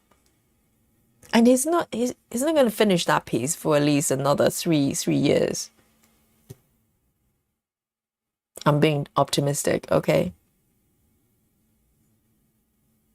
Because currently, just, gauging it visually, because Travis posted like a full shot of his piece just recently. From the look of it, he's probably about, I would say, 25%. 25%. And he's spending, I don't know how long he's been working on it, maybe a year or two. So if it's, he's monogamous with that piece. He's working on it solely. And he's only about, it's not a small number, 25%. But so in order to, for the remaining 75%, it's going to take a few years, for sure.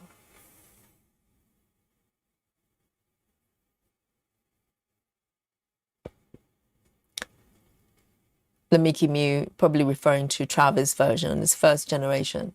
And I wonder how many Pokemons you know, with the version 1. It'd be interesting to know how many additional Pokemons they've added. Over 1,000, my goodness.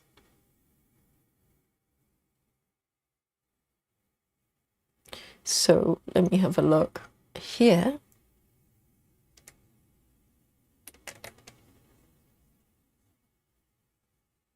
Trying to figure out where my border is.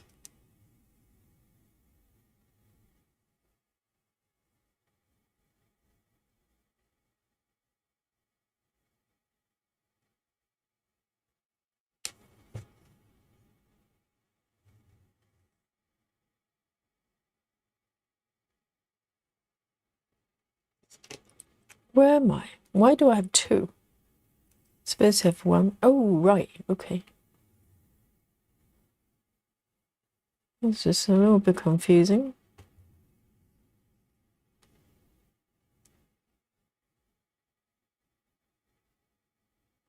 Because it's so confetti in this area. It's just very bushy here.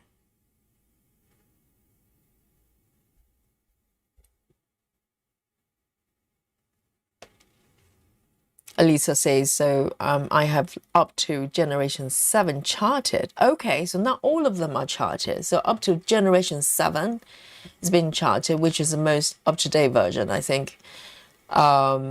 Elisa says, but all Gen Epic is only the first 5. I don't know what that means. I'm so confused. And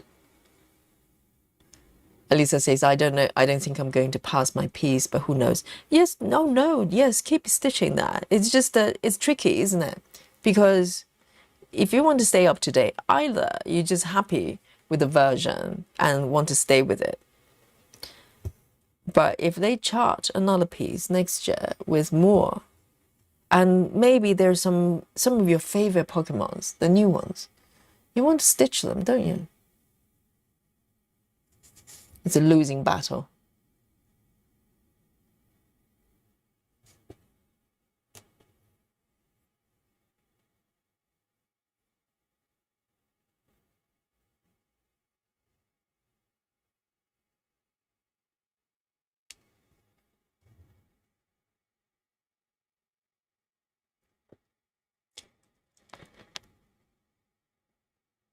Oh, so Alisa is stitching generation 7. Oh, so generation 8 is the most up to date. Oh, I was under the impression that was the one that you charted, because I had a sneaky look at the that website where the chart was under Lord Libidan. And who's that person? Who's the person charting it? They must be authorized by Pokemon, whoever owns it right now. But yeah, that chart is enormous. There are 6 pieces, I think, because it's so big. And they're also free as well. So I don't know who's doing this. You can download it for free, guys.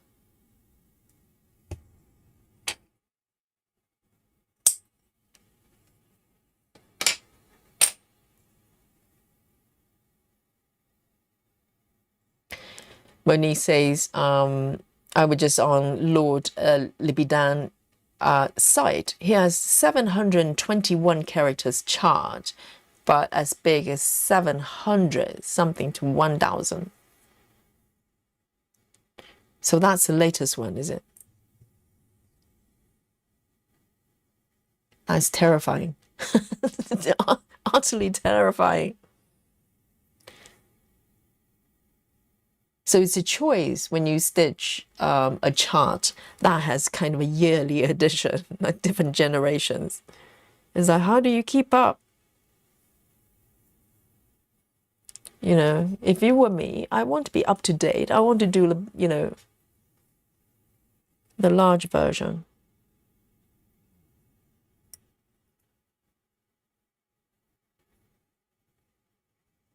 All right, the size, 700 by 1,000. That's definitely super size.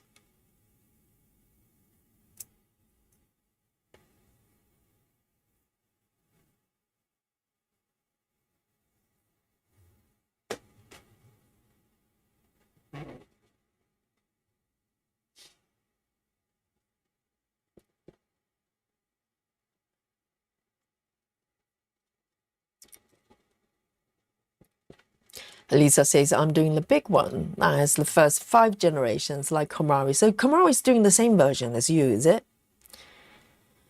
And Elisa says, but mine is the stamped version from Painting Fairy. Oh, I see. That's true. Elisa's doing the Painting Fairy version. And Komari is stitching the chart. So are they the same size though? Is it exactly the same chart? It's just that one is a stamp version, one is chart counted.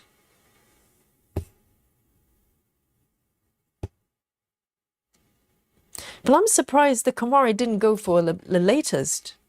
Is it Generation 8? Is it even bigger? I don't know.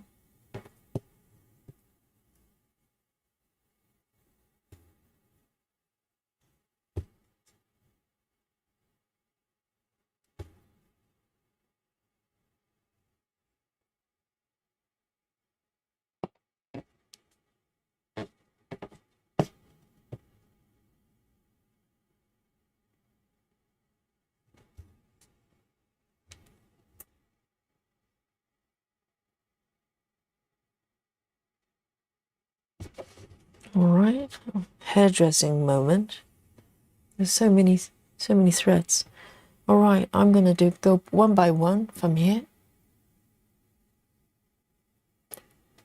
And nice 3-1, nice 3-1.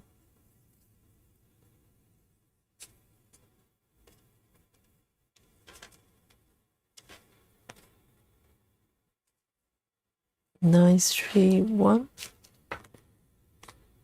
Is it blue?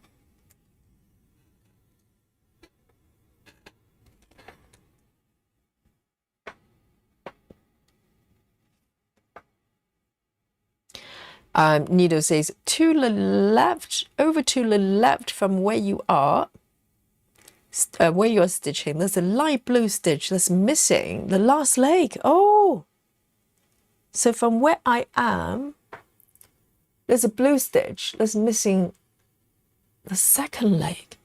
Let me read this. And a brown stitch that's wonky right next to it. That sounds like my stitching. That sounds like my work. Okay, so from the blue, I'm trying to identify the single-legged. Which one? I'm looking at my screen, which is quite zoomed in. From where I am here, do you mean? I can't see the 10 stitch, the single leg stitch, and the wonky one, that's probably all of them. So there's a brown stitch next to it. It's wonky. I can't find it. I can't see a single-legged one, but I'm sure it's going to all blend in. Do you not think, Needle? Because it's so jam-packed, these stitches. You can't tell the difference. I'm hoping. So I'm starting. I have a lazy start. If I can't do loop, I literally just do a cross like this, and then end by pulling the thread away. I think, okay, I'm gonna just end this thread here.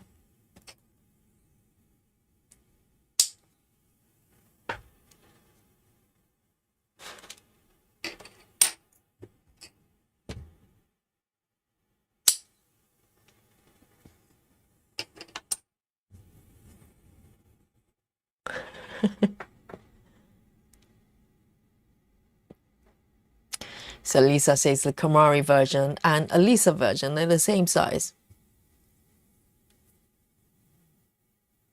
On the left pillow. Oh, do you mean this one? The purple one? It doesn't look a little bit iffy. It's got like a bit sticking out. I'm too afraid to move it. Is it a purple stitch you're talking about? You know, with this spec, 25 counts CXC, 2/2. It's very easy actually to miss the second leg, and the reason being, even with just 10 stitch, just one leg, it looks full.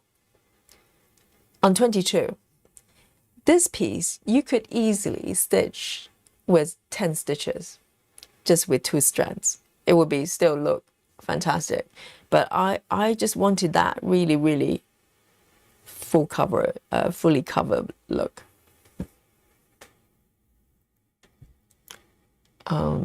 I want to do this one.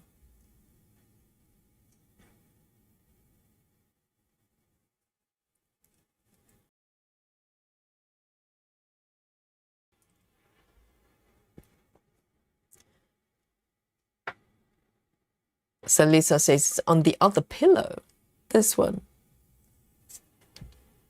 Yes, that boat has sailed. I think if I can't see it, you know, it's not there. It's okay. I'm going to just do this one.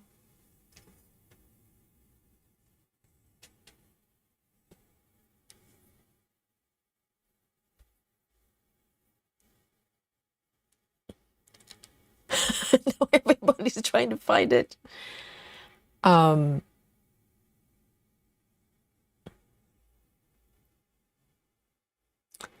have not found it yet. If you're talking about these two, the purple one does look. These two look weird, don't they? These two look suspicious. I don't know what's going on with these two. And that one looks a little bit like, I think the second leg probably didn't go all the way to the upper left corner. Well, that looks like my stitching.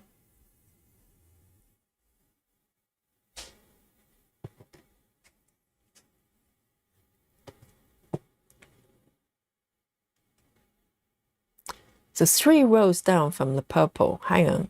Let me just do this one. Where am I? 3 rows down.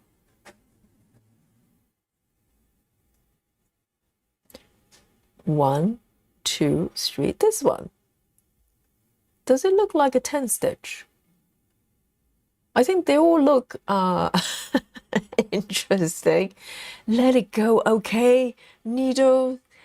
It's okay. No one is going to notice. I didn't notice. And also these stitches are too tight to actually to be stitched over. So it's literally probably nothing I can do. I'm going to just pretend, okay? It's all good.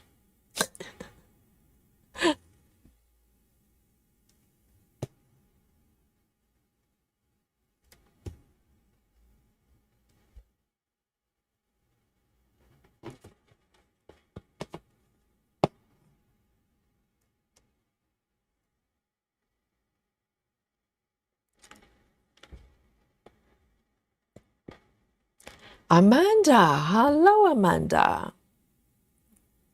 I hope you're well.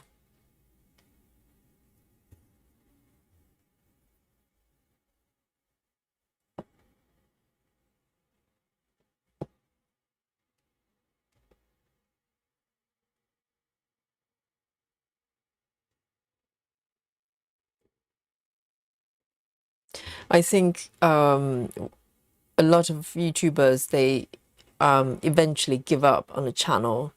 There are a few things, and this is, you know, I think the fault of YouTube to a certain extent, because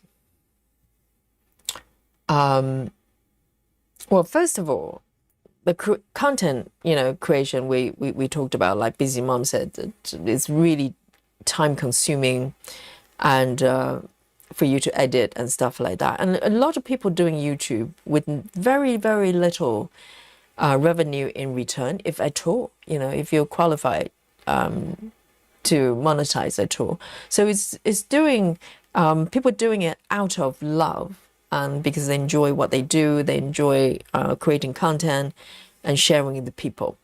But YouTube is not making it easier because if anybody has run a YouTube channel, you probably would agree, there's a rat race, isn't it? People don't want to talk about it because they go, hey, just be part of the game. It is a rat race because the algorithm is in such that because YouTube, the algorithm likes to know what you're doing. They like to know your pattern of creation, and also they want to know because they want to know who they can promote your content to, and also YouTube being YouTube, because the whole platform is relying on people creating content. If people stop creating content, YouTube dies, right? So in order to get people to create content, they design the algorithm in a way that you have to keep going. You have to keep going, maintaining your pattern. I know some channels, they do documentaries and things, they can just release one every 3 months. They still are doing fine. But generally, with most channels, there is a unspoken kind of understanding that they want, the more content, maybe not so much frequently, but the more regularly you create content, your channel will probably get seen by more people, because YouTube goes, okay, this channel is still active, and so we can continue to promote this channel or whatever, push the content to other people. But if you ever stop, let's say if Busy Mom only stopped for a week, that's fine, But if Busy Mom stopped creating content for a month, whereas the algorithm understands that Busy Mom normally release content once a week, minimum, right? And then suddenly it stops. It might wait for a little bit to figure out what Busy Mom is trying to do. And if Busy Mom, let's say, if she goes on holiday or maybe just want to take a break, and break for 1 month or maybe 2 months, what happens to the algorithm? It stops, maybe gradually stop promoting your content, push it to your viewers, because it's thinking, well, maybe the content creator has stopped creating content, so I'm gonna, move away from the channel and maybe promote other channels instead that they're actively creating content. So it's a very sad situation that a lot of content, maybe the channels you're watching as well, they push out content for the sake of it. I mean, for our type of channels, content, it's it's ongoing thing. We spend time together, we chat, etc. So there isn't a sort of content design that has to go in it necessarily, because the chat is just flowing wherever it goes. But if you're creating particularly edited content, you need to have a theme. And if you do tutorial, it has to have a topic and it has to have a goal. That takes a lot. That takes a lot of, management to do. And if you ever stop doing that, instead of getting the viewers to watch your existing content, it doesn't do that, because the algorithm rewards content creation. So the frequency does come into it. I mean, if your content is rubbish, you can do it every day. No one's going to watch it. That's that. But if your content is decent, a lot of people put in a lot of work into whatever they're doing, live streaming or editing. YouTube doesn't care. So it doesn't necessarily promote good content. For whatever reason, combination reason, they promote certain type of content, certain channels, and it's unknown, because we don't know why it does certain things necessarily. Even some terrible content, they get promoted as well for whatever reasons. You probably come across videos that's really mindless, really stupid, but it's got millions of views. That's just the way it is. it's a self-feeding mechanism. You know, the more people watching something and more content someone creates, the more likely your content is going to get pushed out. So it's a rat race. And eventually, what happens with channels is they get fatigued. Either they run out of topics and start to become repetitive, or the content creator just give up because it's exhausting. So eventually the channel dies. That's it. That's the way it works. And in a way it's YouTube, because they create, you know, instead of rewarding good content, and even if you take a break, they still draw the viewers back to watch your existing content. It doesn't really do that. It doesn't like it. They want you to continue to create more, because more content for YouTube means more money. That's it. That's it. So as a content creator, you want to be mindful and not fall into a trap. If you need to take a break, take a break, you know.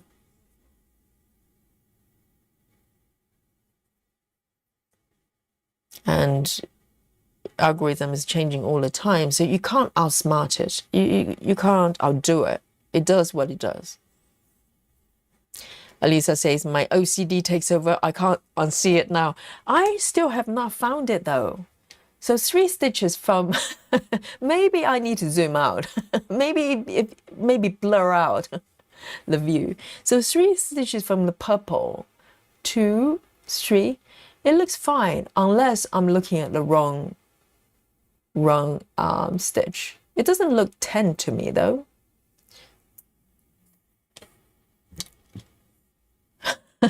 Everybody's spotting wonky stitches. There are plenty, okay? If I zoom into all of them, you can probably pick out quite a few.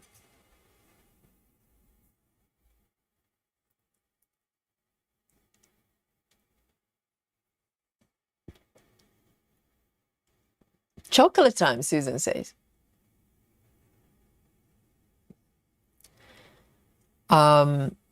Elisa says, interesting. I'm thinking about starting a YouTube channel for my stitching after I have retired, but I've been a little scared. I mean, you don't have to be scared. You just need to know what you're up against. Well, I wouldn't say up against. It make it sound probably more terrible than it is. It's fun. It's a great thing. It's a very, you know, a space that everybody's equal. Anybody can have a YouTube channel, and you can start creating content. You know, there isn't a pre-qualification. You don't have to get accepted.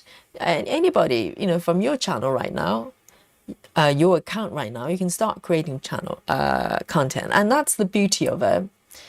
You just need to know what you're dealing with. That's it. If you're kind of taking it more seriously, you want to move it forward, if you want to build viewers, you just need to know how it works. So you don't get discouraged, you know, because a lot of content creators probably give up because the shifting of the views, or, you know, every time they tweak algorithm, it will have impact on some channels. That's just the way it is. It could be good, it could be bad, however you perceive it. You just need to know that's what you're dealing with, and, you know, so you know how to move forward. That's it. But, you know, definitely you should give it a try. And Sola says, as a viewer, I think the algorithm stinks. Even the so-called new to you is just shows the same content from different channels. I know. And then if you observe the way they promote content, it's actually quite stupid, Sola. Because if you go, you know, right now to go to YouTube and watch a video that you don't normally watch. Let's say you watch DIY video on how to use a power drill. Okay, I don't watch channels like that, okay? But let's say if for whatever reason, I go and click on a video like that, lo and behold, by the time I finish watching that video, my feed will be full of how to use power drill videos. They'll be populated there. The moment I finish watching one, it will try to serve me 10 other very similar content. So if you think about it, it's quite stupid. It's basically trying to, it's presuming that if you watch a video of a certain topic, for whatever reason, they assume that you will be interested in watching 10 more like that. Sometimes it's the case, right? If you're searching for a certain topic, you might watch one and continue to watch few other similar topic. That happens.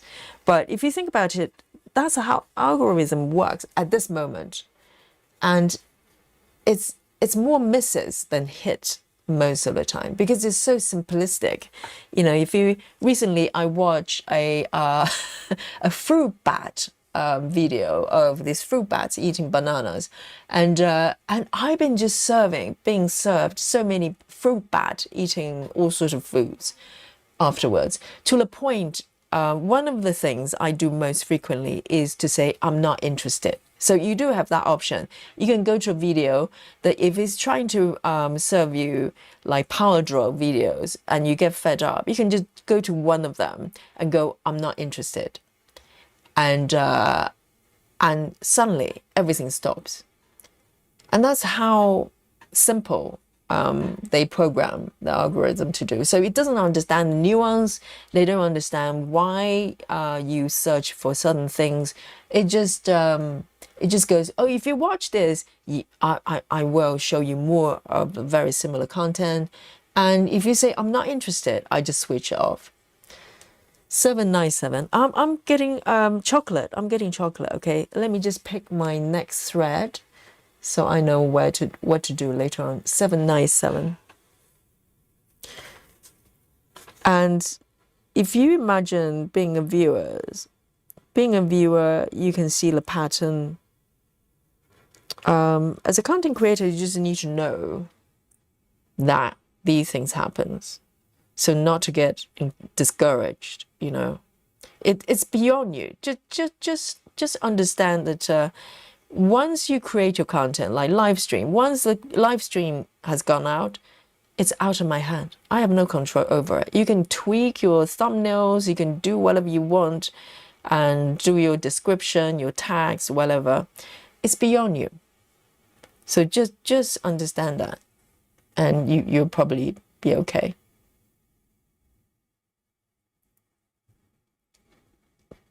Busy Mom says, that's how I feel. It's exhausting and you don't get very much money from YouTube. Yes, I think people overestimate how much a content creator gets. Okay, we're talking about pennies. All right. So that's why, for small channels like Busy Moms and we're doing it mostly for love. And, of course, it can be expensive, right? And Busy Mom, I think maybe start... membership. It does help a bit. It does supplement a little bit, because particularly I'm streaming totally ad-free for the best experience for everyone coming in. Because what's most annoying is when you click on a live stream video and first thing you get is ad. Okay, so that's a terrible experience. And so it's totally ad-free for me, and that's my choice. Okay, I could have chosen monetizing, but I don't want to do that. But that's why I set up membership. So it's a sort of a happy medium that I'm able to generate some sort of revenue to sponsor the channel going forward, but not creating bad experience for the users.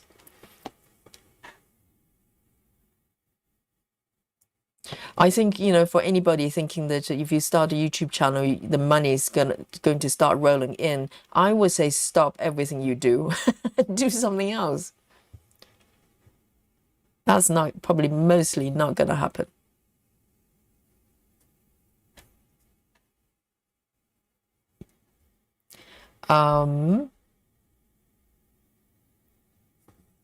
Janine says, I think it's that people stitch. You can't unsee. Right, let me just do one more stitch here, and we have chocolate. 1, 2.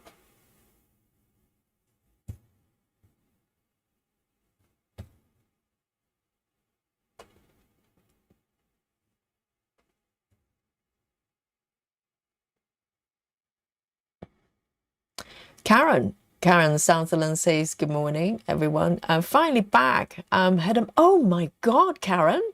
Karen says, I had a minor stroke 8 weeks ago and has been a bit of recovering process. Oh, Karen. Yes, oh, so glad to have you back. I hope you are recovering well and sending love to you. Oh dear. Yes, our Gayla, I don't know whether she's here today. She had a mini stroke as well, minor stroke. I don't think there is such a thing as minor stroke. And stroke is always, has to be taken seriously. But I'm so happy that you're back. And great to see you, Karen. 797. And let's have a bit of chocolate, shall we? Chocolate time. And let me just move it. Isn't that gorgeous? It's gorgeous, isn't it? Beautiful. And stop picking on the weird stitches, okay? There are probably plenty. And it's too late for me to fix with this one because the stitch is so jammed together that it's permanent, all right?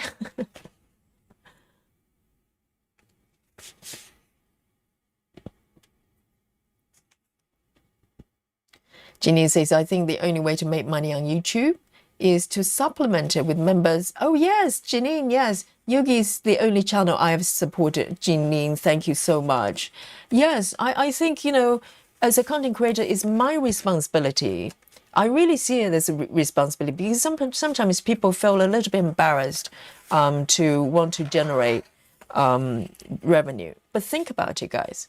For a content creator, I really think it's my responsibility to find a way to sponsor it so I can do more.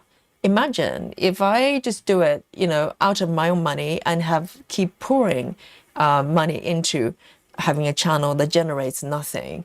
I'm not going to stay here for very long.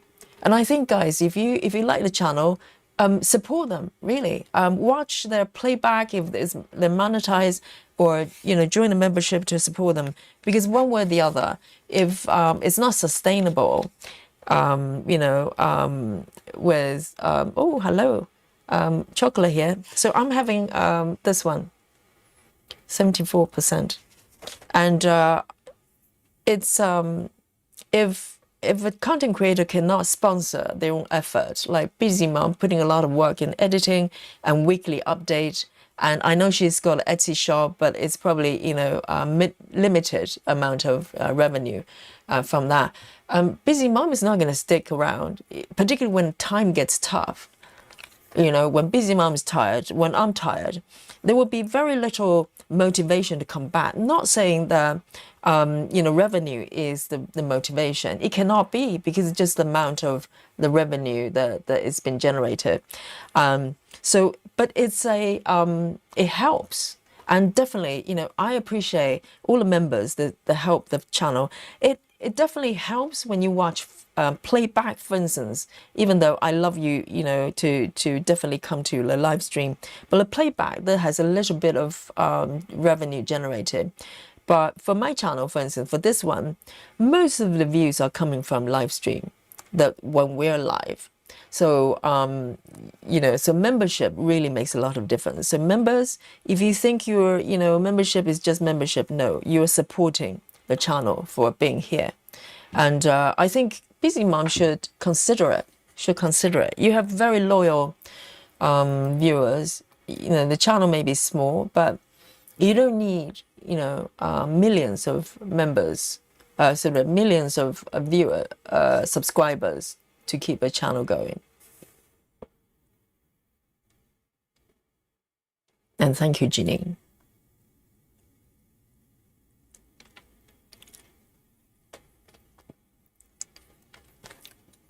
And Betty Hankins says it's not only about member fee. There are only that many accept coffee. I know several that have been able to go on retreats or pay for framing with the coffees. Yes, I do have a buy me coffee account. It's in the description, but I don't really promote it. I just kind of leave it there. If people discover it, they want to buy me a coffee, they can do that. But I think mostly I'm relying on the membership because it's built in with the content, isn't it? Because with the members, I can do stuff, I can do members only content, spend more time with them and that kind of stuff. So it's built in, I can give something back. So it's not just, you buy me a coffee, even though that's mostly, really appreciated. But I like the fact that I can give something back as well. It's beyond just daily streaming. There's an element of, kind of bonding there as well. So it's up to the content creators to how to manage it. But I think it's only responsible that you find ways to generate revenue, because you're not going to keep going with avenue free. It's very admirable. Some people might do it as a hobby, but the kind of effort and time, you really need to find a way that you can make it sustainable. I'm going to have one more piece.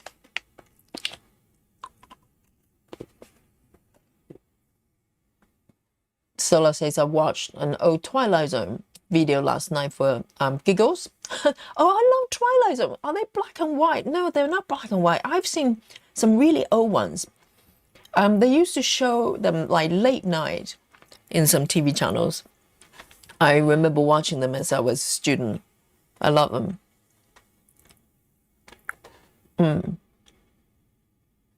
And Sola's now watching I Love Lucy. Is it a Western? I Love Lucy episodes.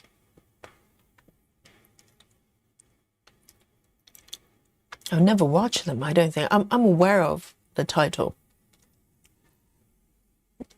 Elisa says, I don't usually look at the suggestions. Really? So how do you find the content? Do you just search them? Let me have a sip of my coffee.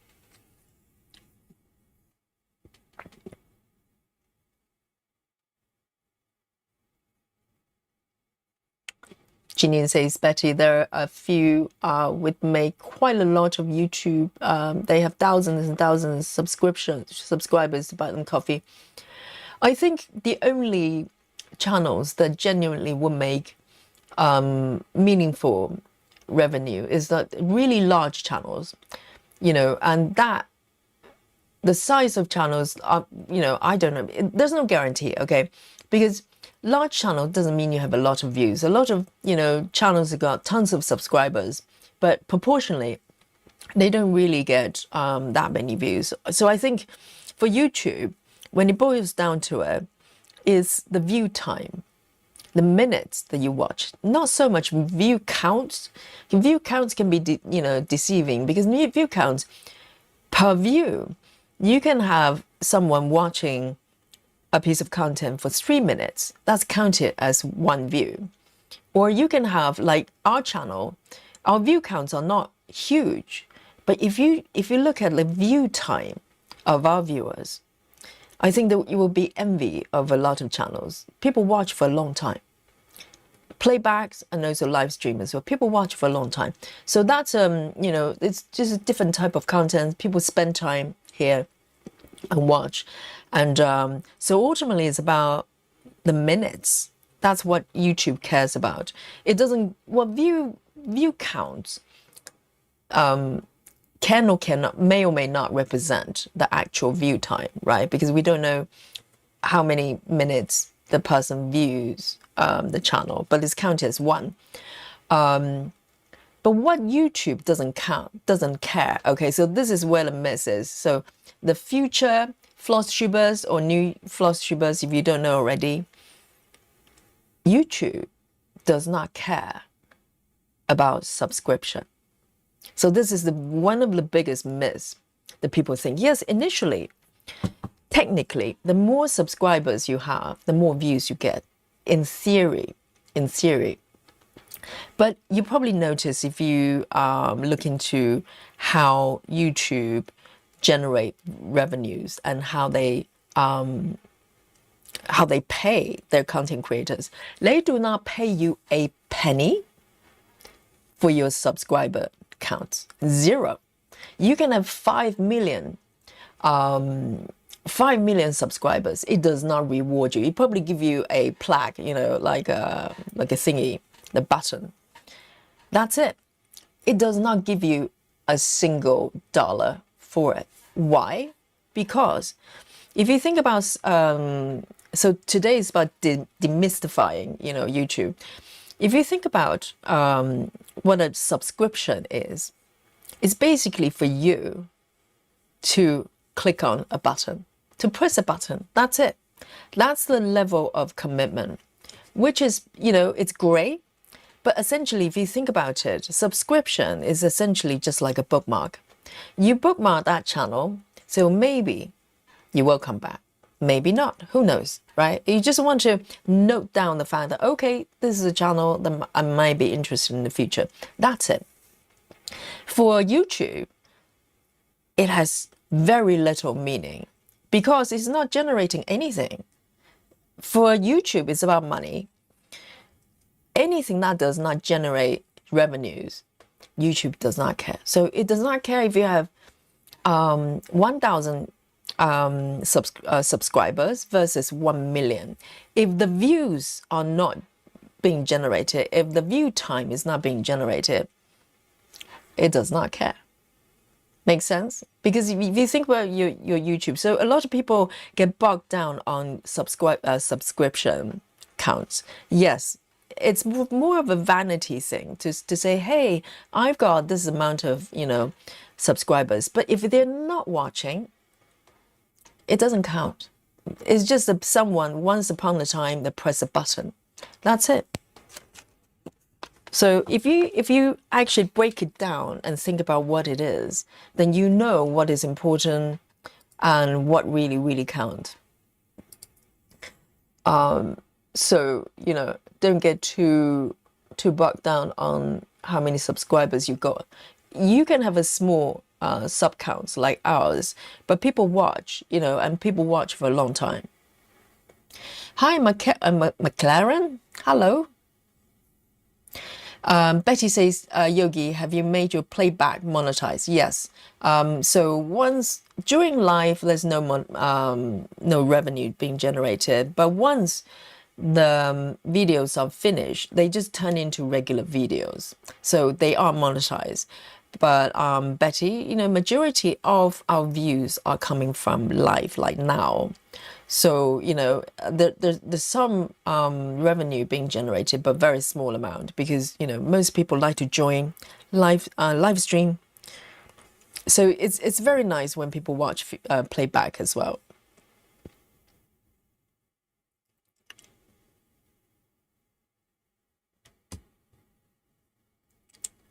Elisa says, for me, my channel, what about supporting my stitching habit? That's pretty good going. If it's actually able to sponsor you for getting more webs, for instance, that's, that's quite nice. It's when, a lot of channels, a lot of people probably do YouTube channels as a hobby. They upload from time to time. But if you like, maybe I would put Busy Mom in this category or myself in the same category, that we really want to grow the channels and, reach out to more people and be able to do more. That's when the cost, is going to come in. There's equipment, software, hardware, and a lot of things need to be replaced, a lot of subscription of software, for instance. All these things are invisible for the users, and it's not your problem at all.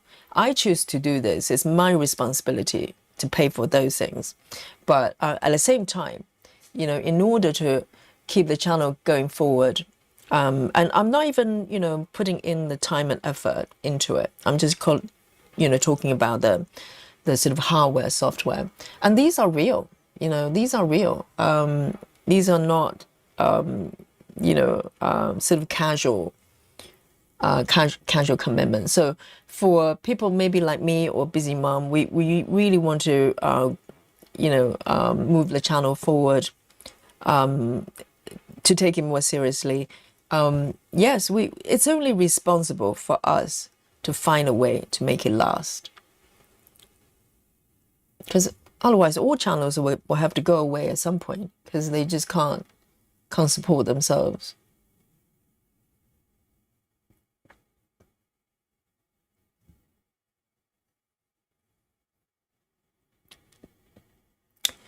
I enjoy the chocolate. Let me just have another sip of my coffee.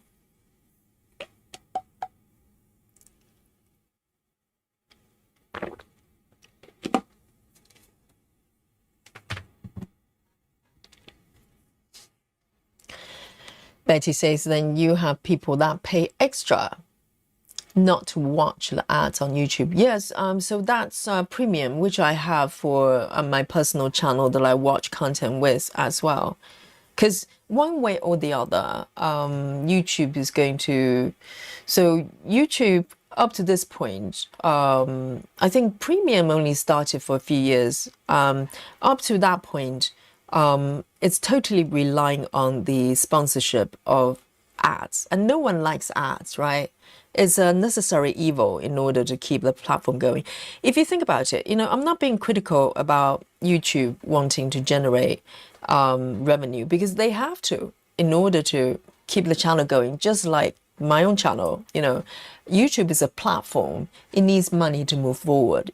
Nothing is free, because it may be free to viewers to a certain extent. So it's either free, as in free to use the platform, but you probably see ads one way or the other. So this is no mystery, right? So if for a platform to generate revenue, either you go for the ad model or you go for a subscription model. Either it's coming from the viewers or it's coming from ads, one way or the other. Unless you have better option that maybe you let me know. But one way or the other, it has to be, revenue has to come from one way or the other, coming from you as a viewer or coming from ads. So if you as a viewer not paying membership fees, then you get ads, okay? And so if you don't want to see ads, you pay for the membership. So that's the options for YouTube as well. And so now they have the premium that you can choose to join, so you don't watch ads. I highly recommend it, because just the amount of YouTube videos I watch, it would be quite annoying if there are ads everywhere. And I would also, there's another good reason to join something like premium, because if you think about a platform like YouTube, right? If they have to rely on sponsorships of adverts, of companies willing to put in money for adverts, etc., what happens is, if the sponsors, whoever paying for the ads, not liking a certain type of content for whatever reason, we can think about religion, we can think about politics, we can think about social events, whatever it is, politics. They will have some say, and they have had a lot of say in terms of how YouTube conduct, in terms of their own censorship or policies.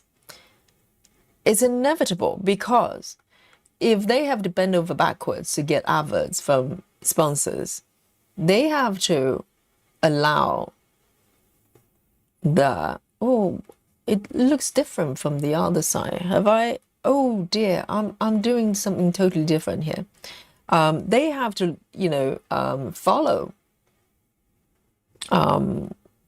They don't want to do anything that makes the sponsors unhappy, right? So what happens is, it creates a form of censorship without YouTube actually imposing by themselves. If that makes sense, it's like if you're receiving money from somebody, whatever they like or dislike, you kind of have to go with that. If you know what I mean. Because otherwise they're gonna pull their their support, and you're gonna be in trouble. So I think it's probably healthier when YouTube is being sponsored by the viewers, because then you have some say on how it should be, and coming from the viewers would be a lot more diverse, and not to get monopolized by people who have money. They just want to sponsor the platform and drive it to go a certain way. Makes sense? So I think, I know it's a, bit of money. I think it's about £15 for me in the UK, or £16 nowadays. But in a way, we're helping YouTube not to be dictated by the adverts, the people who might have certain agenda. So that's more sort of a censorship level of things. So if you want to, have a platform that has more freedom to show whatever, different types of content, then maybe it's about helping them, to do that. Elisa says, right now I can't afford membership, so if I like someone, I watch their older videos, like them. This is the best I can do right now. Yes, absolutely, Elisa. I think watching playback is just, just as well. Because for a channel like me, my playbacks are monetized. So yes. But whatever support, even just coming to the stream, I don't care. It's just the fact that you're here stitching with me. It means a lot. It means a lot to me. So do not ever feel that you have to do anything. Do I have this one? Where am I exactly? How come it doesn't match what I've got on my chart at all? But I just wanted to highlight that because these things people don't really talk about. And we have a lot of floss tubers, coming to the chat. And I think, it's a good topic to mention because sometimes it's just demystify a lot of things. People tend to think if you run a YouTube channel, you're just, trying to make money. Trust me. Trust me. It doesn't work like that. It really doesn't. And as I say, I truly believe it's my responsibility to find ways to sponsor the channel so I can do more. I don't believe in just killing myself, putting my own savings, and just keep it going for what? It's not going to last.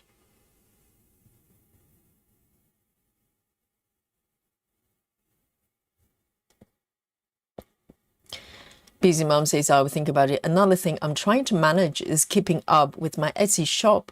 I have been slacking a little and don't want to slack on my Etsy. I love making stuff. Yes, I know. And you can do both. You just need to know where the balance is, and not to feel like you're lagging behind because you stop creating content or stop doing stuff for a bit. I mean, I learned this very recently as well. I pushed over the boundary because Busy Mum, you probably heard that I'm creating my own artwork, so I can charge it, and hopefully it's going to extend, bring another stream of revenue. I really don't know. I hope they're good quality enough that people like them and they want to get my patterns. But in order to create that, some investment have to be made. I got a tablet so I can do my drawings properly. And in order to pay for a new tablet, I just accepted a whole bunch of classes, a lot more than probably I could handle. And I was a little bit broken after a couple of months doing it, even though I managed to, be able to sponsor, paying a lot more for the tablet. But yes, it's knowing how to do it, but also knowing when to stop, so you don't go over the boundary. But these are the choices, I made myself. I blame myself, and no one else is making me do it. It's all me. It's all me.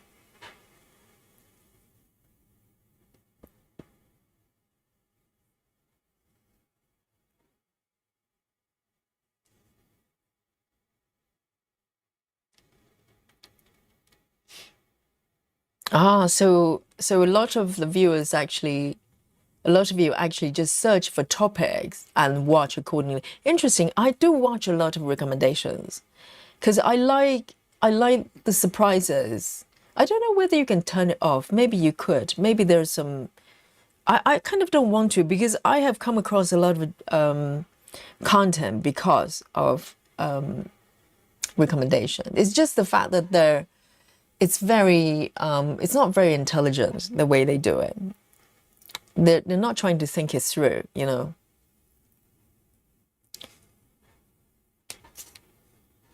Because people tend to think algorithm is so smart, and not in a moment. I just think it's being very lazy.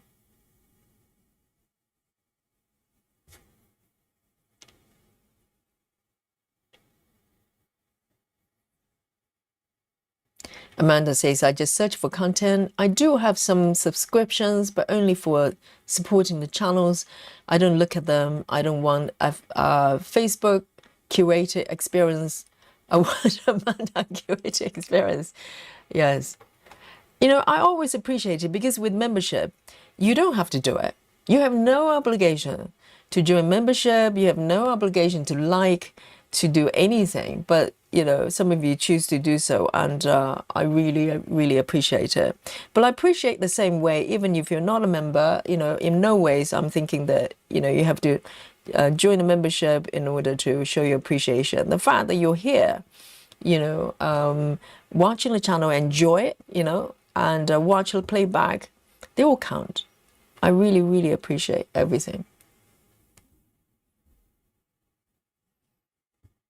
And it really goes both ways, you know. Ultimately, I hope you enjoy the channel. You know, we get to hang out. But I really appreciate the extra that you do, because it shows me that you want me to, you know, to do more.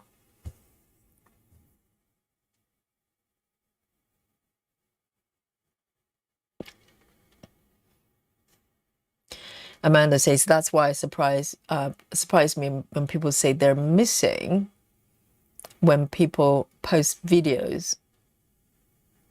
I would never trust Facebook to send me notifications. I look up and track of what I want to watch.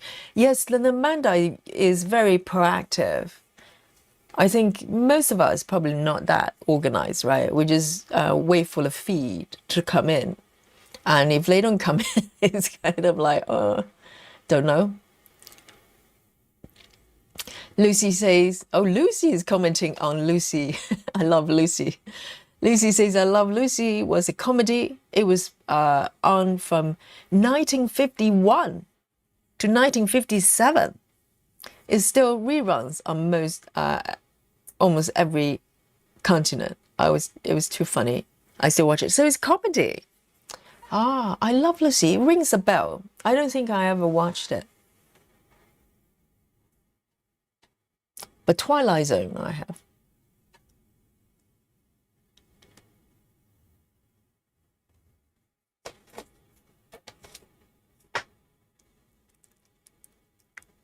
Travis says, reporting from work club. Great to see you, Travis. I hope you're well. Monique says, I love Lucy when I was younger. Watch with my aunt, who's now resting in peace now. Oh, fond memories, fond memories. 1950. So it's black and white. Is it black and white? Nito says, do you have to watch the whole playback to get money, or you watch partially? No, Nito's, what it is it's being calculated by minute. So there's such a thing as watch time, because from the viewer's point of view, we look at view counts, right? Sub counts, view counts, these are the visible numbers, but the view time is not. View time meaning that when when you come to Yogi's channel, how long do you spend watching the content? That's the minute, and that's ultimately what YouTube cares about. It cares about it because if you think about how YouTube serve their ads, it's not a fixed break. It's not like, yes, maybe when you click on something, you get ads, but not always. It's a slightly sort of nuanced. So, but in theory, the longer you watch a piece of content, okay, in terms of minutes, the more opportunities for YouTube to serve ads. So that's just how it works. It's just like TV programs back in those days that you have commercial breaks, right? So commercial breaks for TV, they tend to be fixed, time for a program, and depends on the time slot. You might have more ads, longer ads, or shorter. And YouTube is kind of following that older model because that's all we know for a lot of platforms, commercial breaks, that kind of stuff. And so how they do it is, it's not a fixed break, but longer. Let's say if you watch something that's 3-4 hours, there are more opportunities for you to come across ads. Not for you, but because when it's broken into 3-4 hours, you might only get it every hour, but overall, from YouTube, in terms of how they program it, they're more opportunities to show ads to you. And that's all that is. So, it doesn't matter if you watch, for 10 minutes, every minute counts. That's how they accumulate the sort of, in terms of how they calculate the revenue, because the revenues are not fixed either. It's not like, this amount of money per 1,000 views. Every channel is different, and it flows up and down all the time. So it's not a predictable revenue at all. So, this is not like you work for 10 hours, you get 10 hours pay. No, it's, the same number of minutes. Busy Mom and my channels, in terms of what we get in terms of revenue, could be vastly different. Could be 10 times difference. Who knows? I don't know. So it's for YouTube to decide. I think it's how at the moment is still very much how ad friendly you are. So that's why a lot of channels, they self-censor what they say. You probably come across, if you watch true crime in particular, those content creators, I absolutely hate it actually. I don't think you should self-censor, but they worry about sponsors may not like what they say, which I think is misunderstanding of the algorithm. But a lot of people, instead of saying murder, they say unaliving someone, or instead of saying killing someone, which you probably talk about a lot in true crime.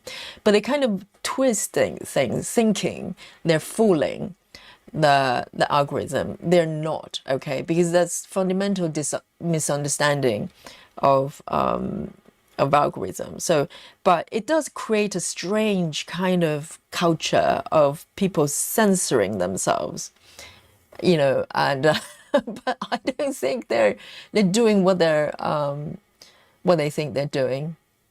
I mean, because the algorithm doesn't work that way. It doesn't look up. Maybe it looks up keywords. That's level 1. But ultimately, if you think about it, everything we say on YouTube videos is being transcribed. You probably notice you can have auto-generated transcription. If you think about what that is basically YouTube is listening to every single word you say. Generate a transcript, because the purpose of that is not to spy on you. It's, of course, to serve transcript. That's one purpose. That's very useful for a lot of people, but also it's for YouTube to figure out what you're doing, because your titles, you can say this is a DIY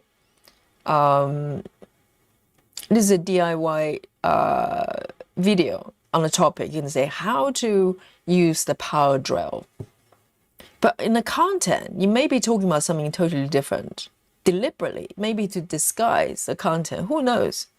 So YouTube is not stupid. It's not going to just take your title as it is. It's going to listen to what you say. So if you're talking about, if you have a title says this is how to use power drill, but in fact you're talking about, I don't know, something else, it knows. So by censoring, changing the wording to something, to a little bit less sensitive words, it's not going to help you, because YouTube knows what you're talking about. It's got the context. So all that effort is totally wasted. But a lot of, content creators, when they do not understand how the algorithm works, they tend to do weird things and trying to, maybe navigate through censorship or whatever it is. But these kind of weird things happen as well. Let me just part this one over here. So yes, it's a roundabout answer to Needle's question. No, every minute counts. It's minute by minute. Janine says, Yogi, you were never allowed to leave us. Janine, thank you so much.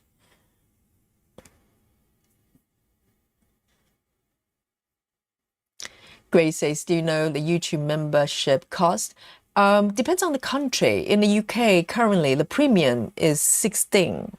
It's gone up a little bit. When I first joined, I think it was about £12. And now it's about £16-ish per month. So you can probably, you need to find out depends on where you are. But for me, it's worth it because I watch so much YouTube content that, it really helps.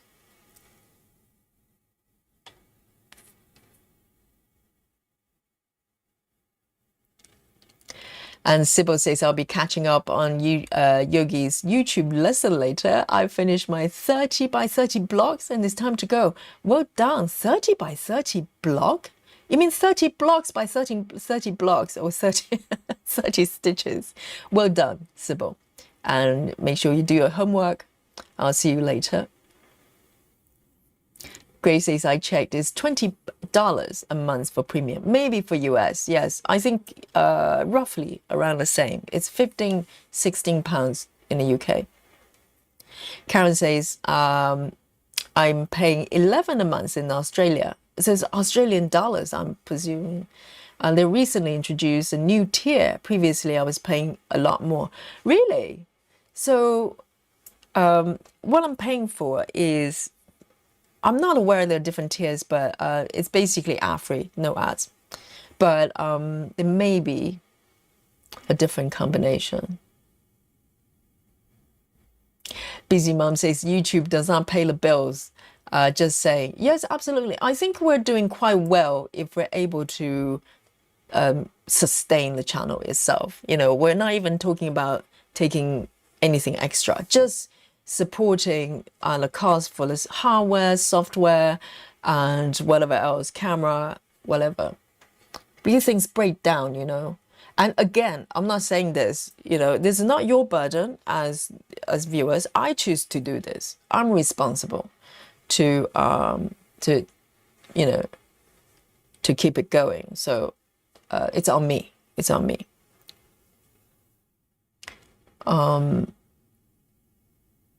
Three over here.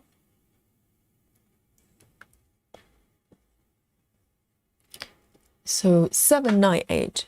798.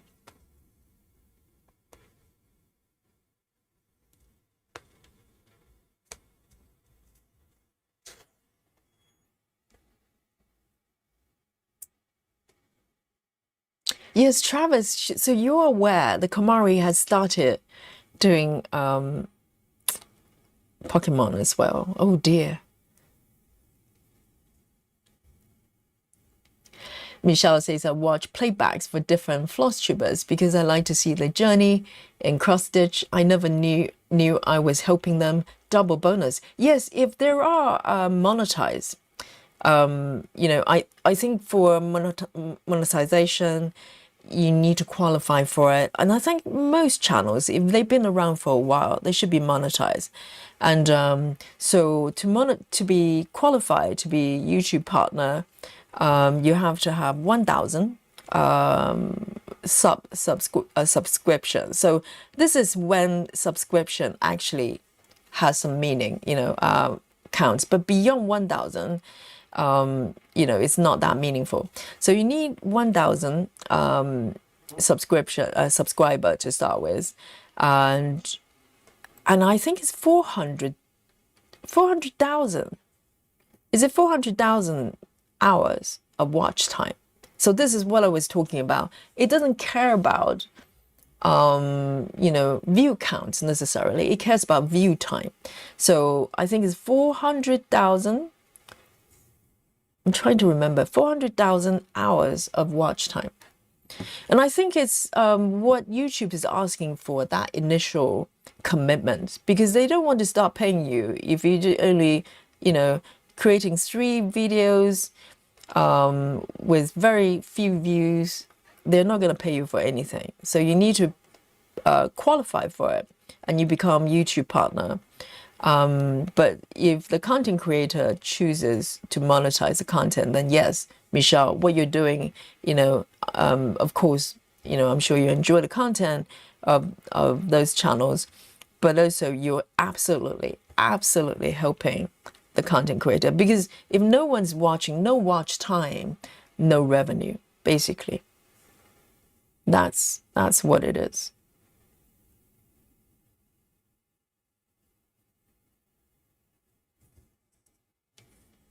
So that's why, I started this topic by talking about describing the process of content creation on YouTube as a rat race. It kind of is, because it's designed in a way to push you to create more and more and more. It does not reward you to create high quality content and then rest for a couple months. No, it does not like that. Some channels might manage, if they happen to get picked up by algorithm. But most of the times, quantity does count when it comes to the frequency does count when it comes to YouTube. And that's why a lot of content creators, they just burn out. They just can't do it anymore. 1, 2, 3.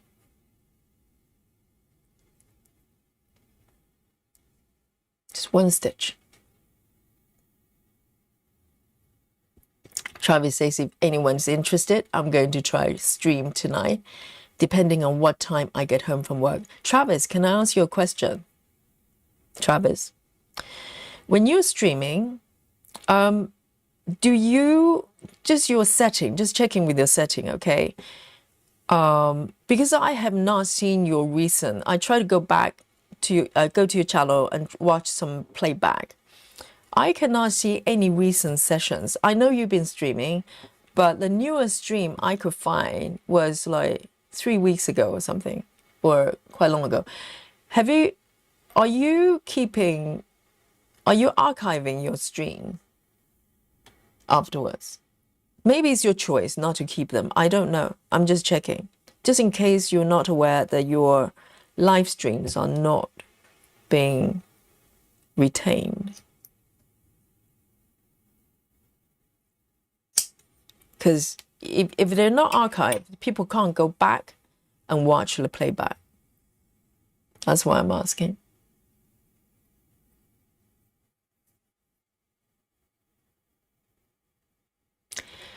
Betty says, remember to like videos. That helps as well. I know. Yes, absolutely. All these little things, like, it's like, cliche. People say like and describe. I hate saying it because I hate it when people say it, but it does help. Absolutely.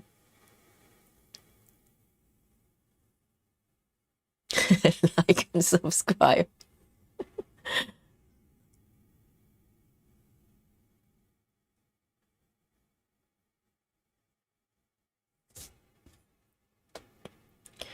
One, two, three. 1, 2, 3, 4.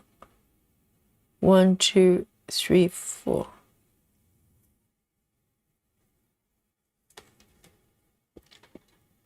Alisa says, what about comments? Do they help? Yes. So in on YouTube, there's such a thing called they do rate the channel with engagement. So like and sub and also comments, they fall into that category of engagement. How much impact they have probably depends. It's not black and white. They probably try to, interpret it in some way. But more engagement, even thumbs down. People don't know this. People think if I hate the channel, I just give them thumbs down. No, you're helping them. Because as I said earlier on, YouTube does not care if your content is good or bad. It does not give a shit, okay? What it cares about is how much attention and engagement they can get from viewers, because the more engagement means more views. You have to watch it in order to give it a thumbs down, up or down, right? In theory, so you know you like it or you don't. So engagement is a part as well. So it's linked to how YouTube interprets how much interest is being generated by a certain piece of content. So even if you dislike it, it will actually promote the video because he thinks that people are, taking interest in some way, even when they hate it. So that's why a lot of videos, they're totally mindless and really controversial, and they get millions of views because, for YouTube, they don't care. They don't care if it's documentary, high quality documentary or some sort of mindless, thing. It does not care.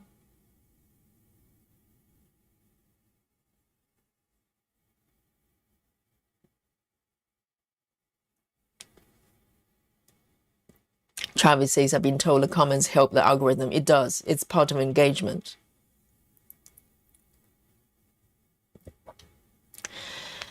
Betty says, I think recommendation was how I found Yogi way back then. Yes, exactly. Because what all the content creators, if they have some understanding of the algorithm, everything, at least the content creators trying to do, is to, because if you think about how does anybody find a channel?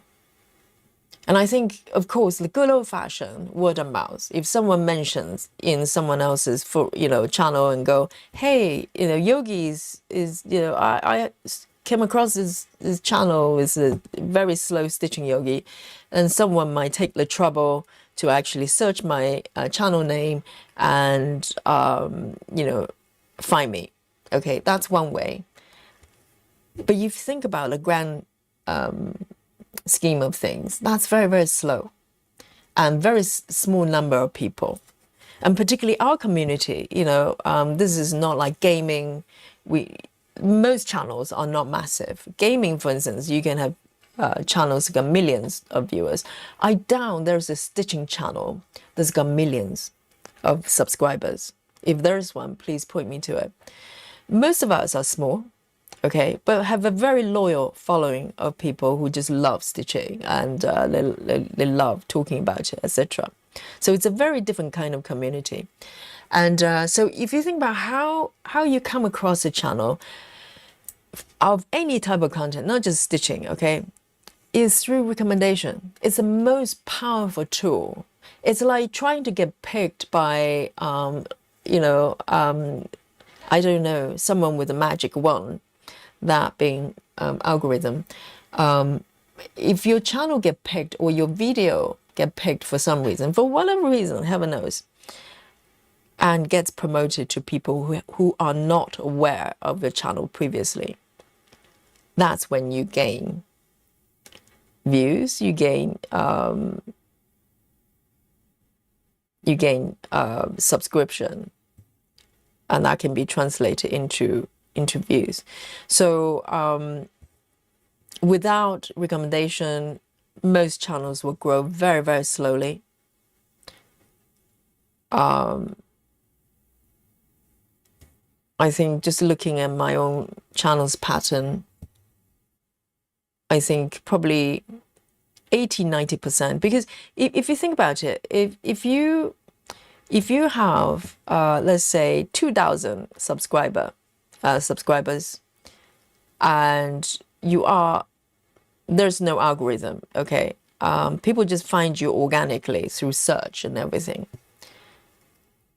it will probably take you years to grow 1,000 subscribers. Because there are only so many people searching and happen to find you. And also not only finding you on the search result, but taking interest to click through and decide to stay. That takes a lot of, effort and steps. So majority of channels that you're looking at, if you're growing, if your sub count is growing, that's because of algorithm, not because people find you organically. Very few, very few. So if your channel is not growing, if your sub count is not growing, I should say, if your subscriber number is not growing, that's because you're not being promoted to new viewers. It doesn't mean you don't get views. You could have very steady, viewership and grow very, very slowly, but people are watching. That's probably the most important part.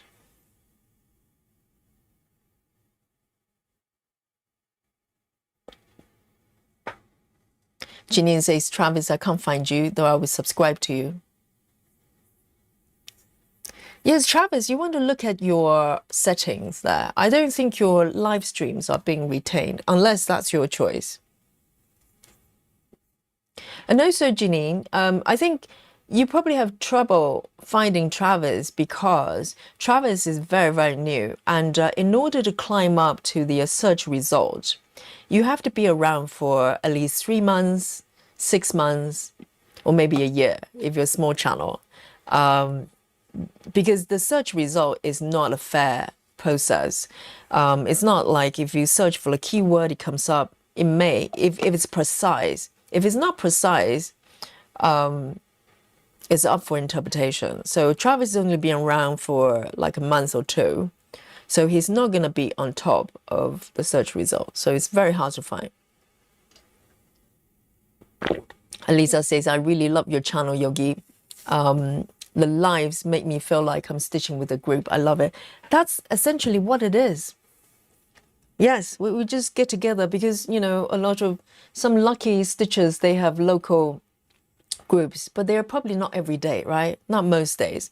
But what I love about this channel, the reason I want to, do it, is to build kind of a stitching group that I didn't have when I first discovered full coverage. I feel quite sort of on my own, doing a weird, having this weird hobby.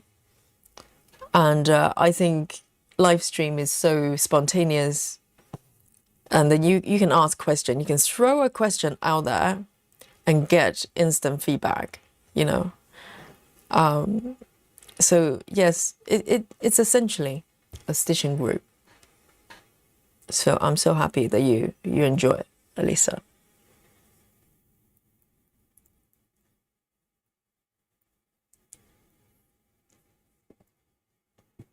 Yes, Amanda, it's a stitching with a group of friends. Throughout with the daily streaming, I get to know you, and you also get to know other stitchers as well, and get to know their webs. And we also have the Facebook group as well. So yeah, it's essentially get to know people's personality, a little bit of their lives if they choose to share. Yeah, there's no difference than a face-to-face group. It's probably more diverse, right?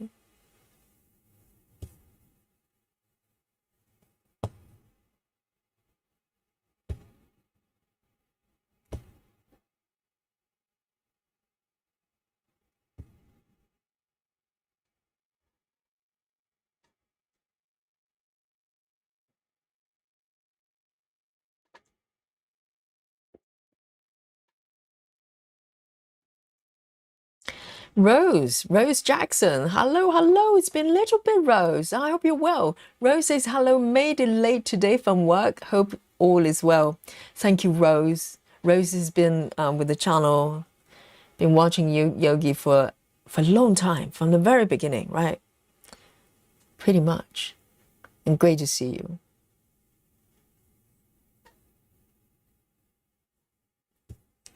because normally Rose is working when we're streaming.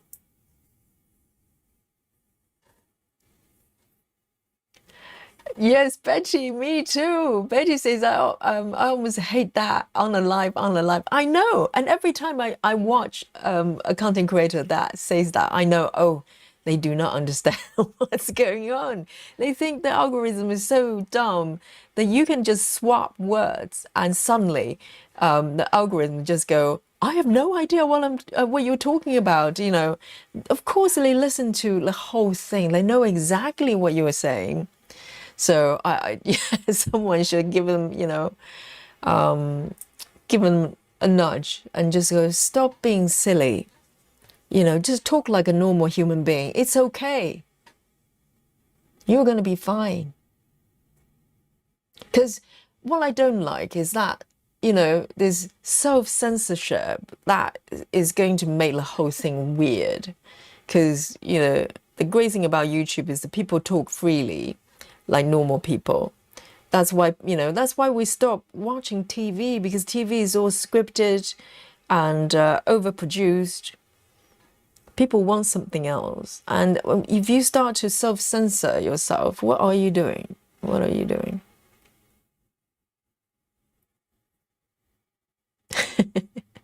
I'm glad I'm not alone on this. Andrea says, finally home and can stitch. Well, congratulations. See you later, busy mom, and take care of yourself. You need to rest, you rest. I'm sure your viewers will wait for you.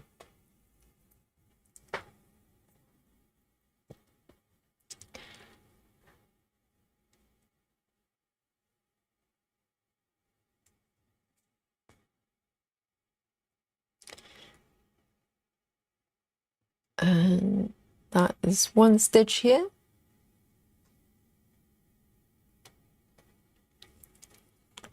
I'm going to part down 1, 2, 1, 2.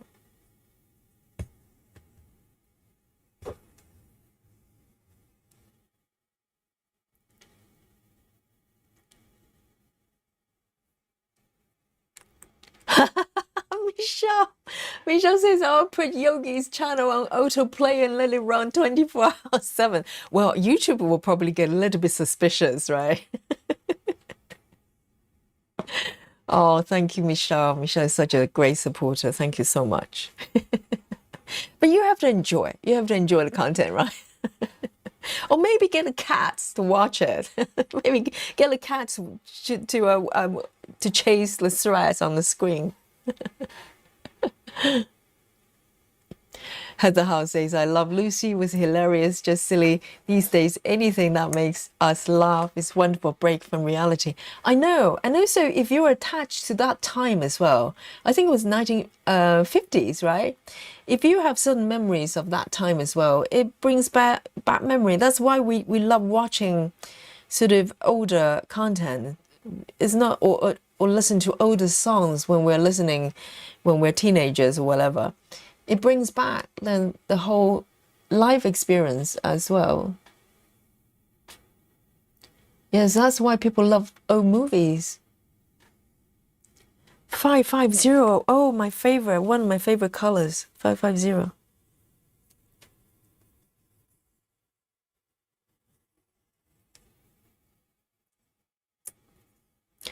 Rachel, hello. Rachel says, hi everyone. I had a migraine. The past 2 days is finally gone. Congratulations. And I have company coming to see the kittens in 5 minutes. Hope you get to see the videos of them this morning. I have not. Have you posted update? How are the kitties doing? And is the person coming to looking to adopt or just to check on the kitties? I hope they're doing well.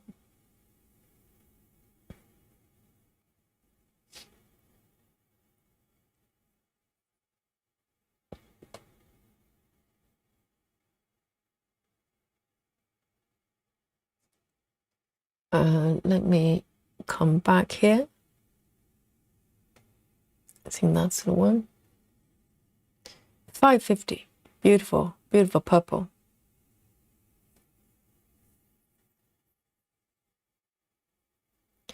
Travis says, I keep forgetting to put my videos in public. When streaming from my phone, they automatically go private after I post them.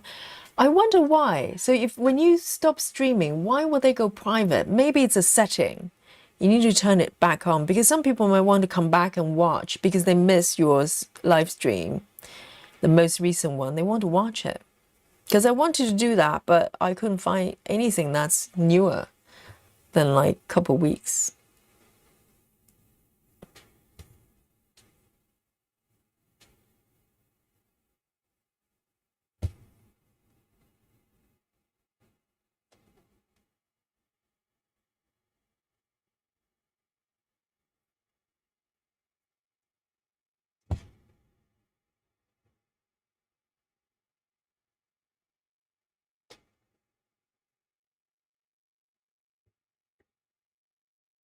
Nido says that Travis live latest streams on the live tab.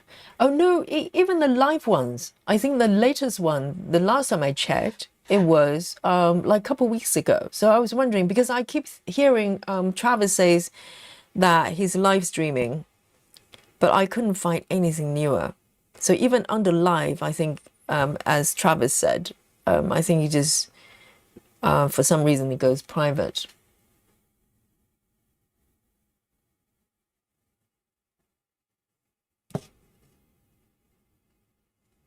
Okay, so this one, 1, 2, that one is done. 1, 2, 1, 2.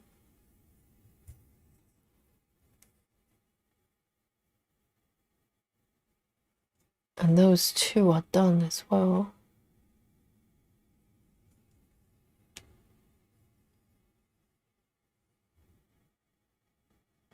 That one.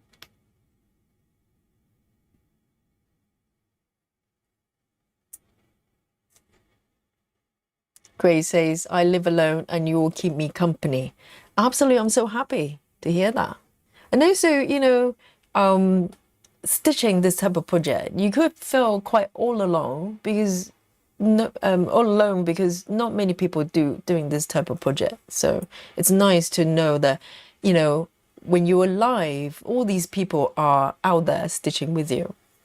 It's very empowering. That's what I love about it.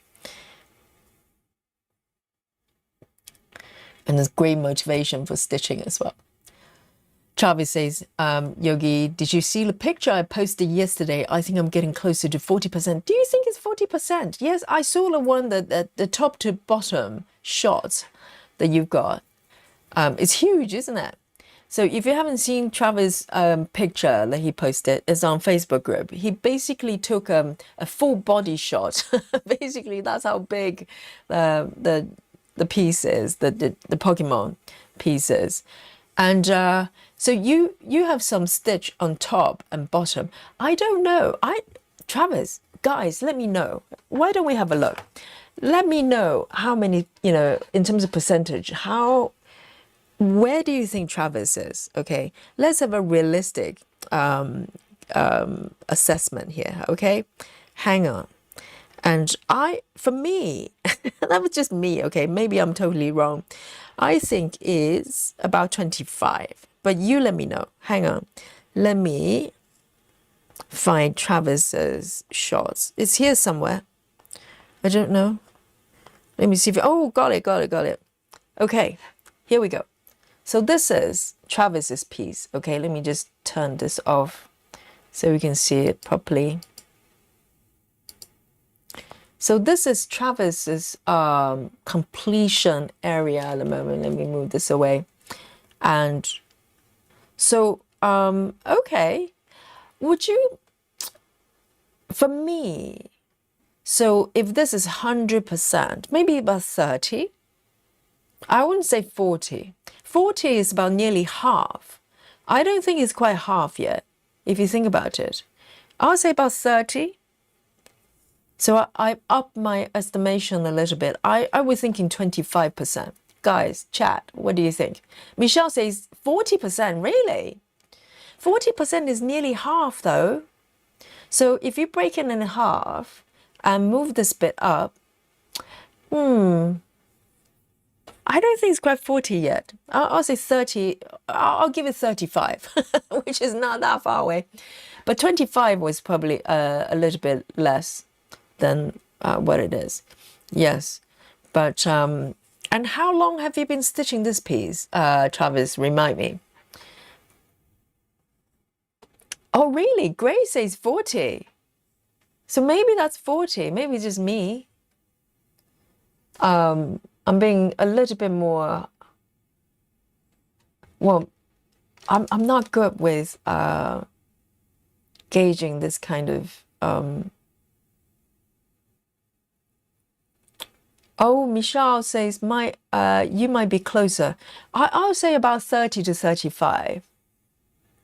Amanda says, there's only about 25 rows of blocks totally done. Definitely not quite 40 yet. And Nati says 35 to 40. I'll say 30 to 35. How's that? Travis is going, no, it's 40. Yes, it doesn't matter, isn't it? It's the fact that you just keep stitching. Because with stamp kits, you just don't know. Unless, you come very close to completion. But we were talking about it because we're trying to estimate how long will it take. If you stitch this piece monogamously, which you are, how long would it take to finish it? So you can move on to the larger piece. Of course, you want to do the one with over 1,000 Pokemons.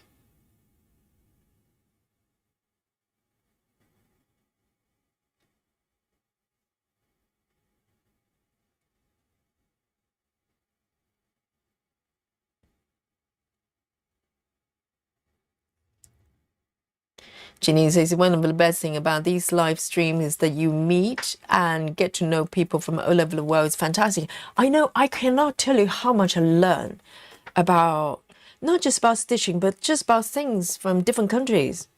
A lot of our conversation is based on stitching, obviously. But for people from different countries, or coming from different stitching backgrounds, they've got so much to offer. And I'm learning, it feels like it's more three-dimensional. Whereas up to, starting this channel, I felt like my knowledge of stitching was more based on, it's more flat in a sense. It's less nuanced. Because I could only learn from bits and pieces, watching floss tubes, and, and a lot of things were I had no answer because I didn't know who to ask. And there's no, nothing on Google that fits precisely what I want to do. Because a lot of our questions, things we come across is so nuanced. A lot of, based on personal settings and stuff like that. But here, you have the opportunity to explain it and to flush it out. So I think it's very helpful. And also you get to know different personalities or different type of stitchers, first of all. Because to be honest, I didn't think I was so slow until I meet you lot. Seriously, I thought slow stitching is kind of a form of expression. And now I know I'm definitely slow, for real. So I discovered that. There's some aliens out there, I just don't know.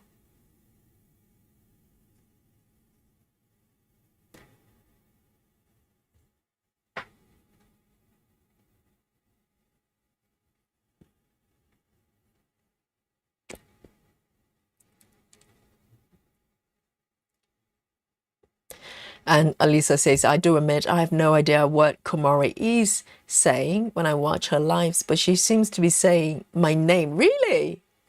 She's saying Alisa. Well, that's a beauty. You can just make it whatever you want. I sometimes even, I just have the, sometimes I look at the chat when I watch her. even playback, sometimes I look at the chat just to see the flow, even though I don't know what they're saying. And also for Komari as well, I like to listen to her speaking with just the audio, even though I don't know what she's saying, but it doesn't matter. And most of the time you can probably figure out what she's doing ish, just by observing her.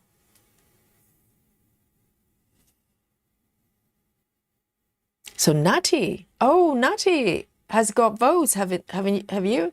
So Christmas Memories by Tom Wood is winning. Excellent. So you have a choice.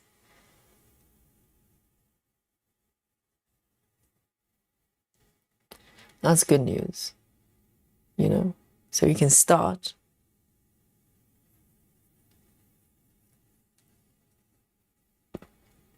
Grace says, Yogi, you pretty much are on 24/7. I put you on at night, fall asleep to your soothing voice, then wake up to your voice. Oh, Grace, I am so happy. Oh my goodness, Grace. Yes. That makes me so happy.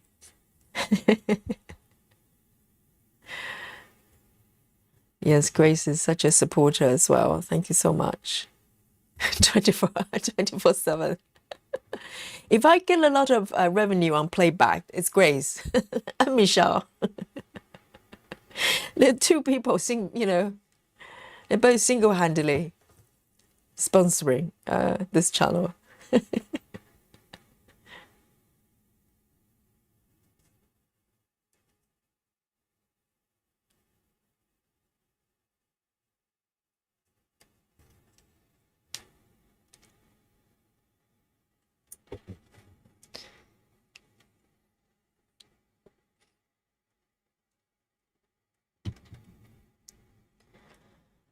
And Rachel says, kittens are lovely. I posted a video of them eating breakfast this morning. They are great. Oh, lovely. Those kitties are so gorgeous. And Rachel says, my neighbor is coming over to see them, not for possible adoption, just to see the baby cuteness. Absolutely. If I were your neighbor, I'll be popping in, finding all sorts of excuses to come over to see them. Yes. Do not let them go, Rachel. Rachel has 5 cats already. I just have a feeling the number is going to grow.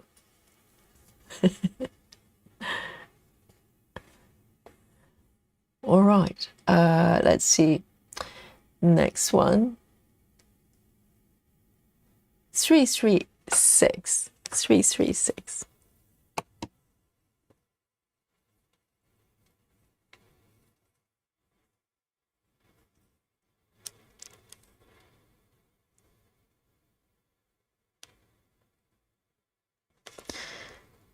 Three, 6.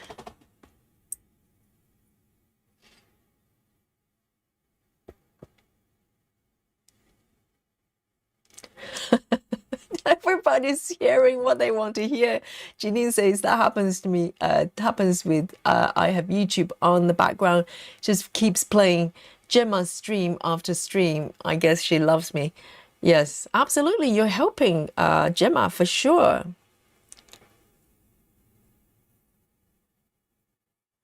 And I love Gemma as well. I have not watched. Oh my God, I need to go back to her channel. I just have been so all over the place recently with work.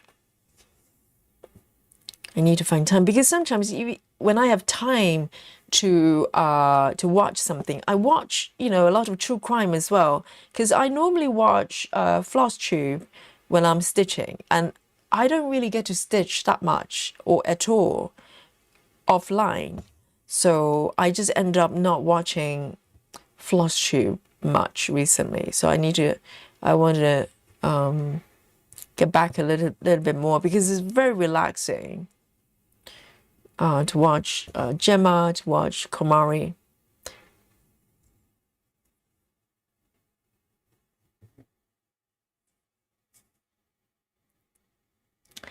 Nati says, Yogi, what's your vote? Oh, that's tricky. You already have your winner, right? Let me have a look. So we had a look at Nati's Christmas choice. earlier on. So which one is the one that's got voted? We can have a look. Let me just turn this off here so we can look at it properly. So these are, there's more actually. So these are Natty's choice, but Natty has already started this one, right? We want a new star, really, don't we? So, so which one is the one is this one? I would go for this one because as soon as I saw it, I was thinking that is so nostalgic, and is this the one got voted? I don't know which one is which one, but I would go for this one personally. And yes, these ones are quite nice. This is quite sweet as well. But I think the first one actually wins me over with the tone of the colors. So this would be my choice, Natty, but the majority wins, right? So I don't know which one is the winner. Natty says, I listen to Gemma to sleep. I totally understand that. I totally understand that. I have listened to Gemma to sleep. I have listened to Komari to sleep for sure. Because for a while, I was so obsessed with stitching methods. I just, I spent so much time, particularly during COVID, watching people stitching. And watching Gemma is very relaxing. And also you learn, right? Because there's a difference between watching someone demonstrating as a tutorial versus someone stitching for real.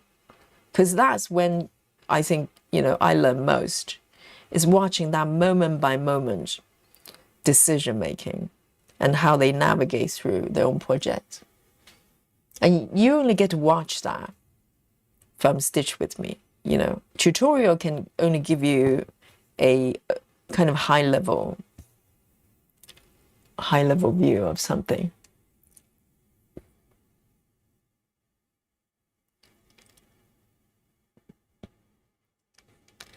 And Alisa says, I like to sleep, go to sleep to stitching masterpieces.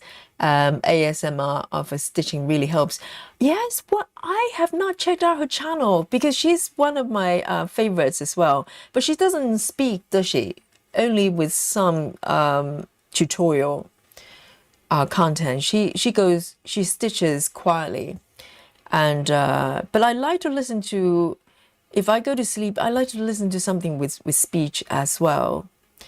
But I'll happily watch stitching masterpieces videos when I'm stitching. And it's very sort of, it gives you motivation, don't you, when you watch people stitching in the way that you like.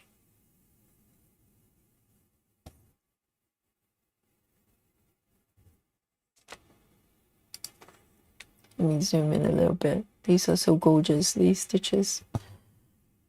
I'm going to fudge these 2 stitches. Okay, don't tell anybody, because these ones are my chart. Or maybe just 1 stitch. Because for some reason, it's been stitched. Where am I? Am I still? Oh, hang on. Yes. So this one. 1, 2. I just want to fix this one.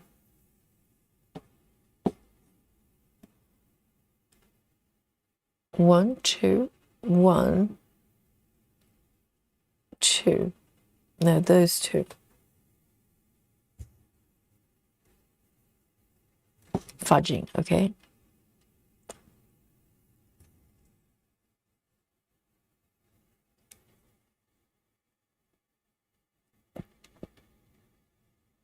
Grace says, I saw it. Travis is going really well. Okay, so we're still in the percentage. Sorry, I'm slightly behind here.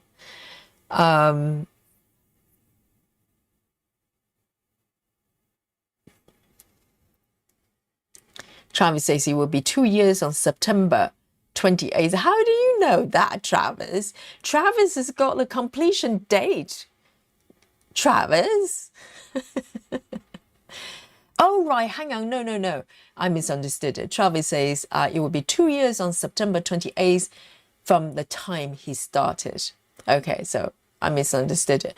So Travis is predicting the completion day in 2 years. No, I get it. Okay, it's been 2 years. So 2 years for about 30%. So we're talking about, a few more years, right? Who can do the math?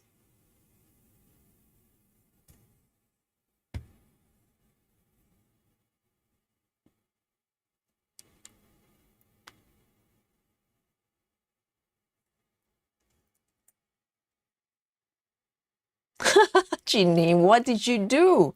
Jeanine says a little barbecue sauce on Christmas Village will blend, right? Depends on whether it's on top of stitches or is it on the fabric.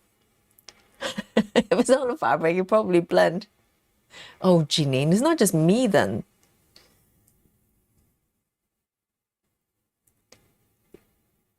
Very nice. 2 stitches. Good.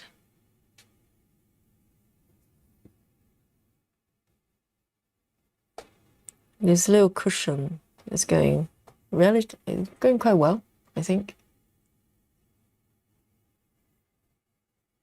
I know. Christmas in July with barbecue sauce.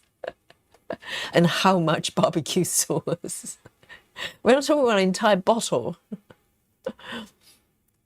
Sola says, I like to fall asleep. ASMR historian. Oh, yes. To bore you to sleep, is it, Sola? No, I'm kidding. I'm kidding. For me, it will probably be like that. But some history, it's quite interesting, isn't it? And particularly if someone's has got a good voice,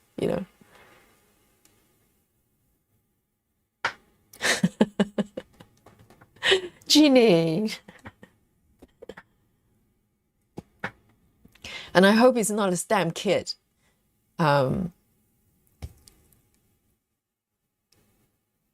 So this is not going to do well.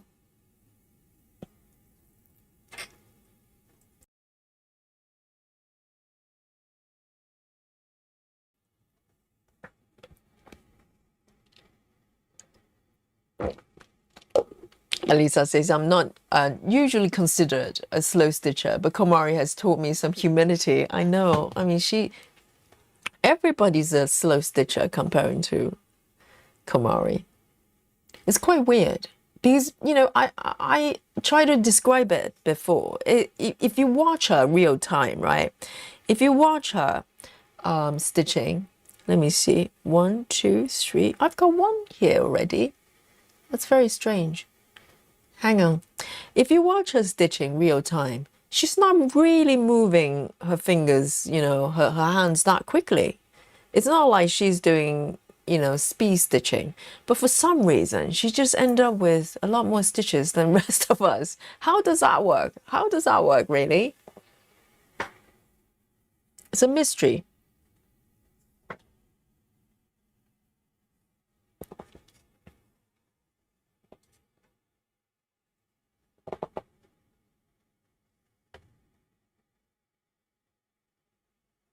Do I have this one?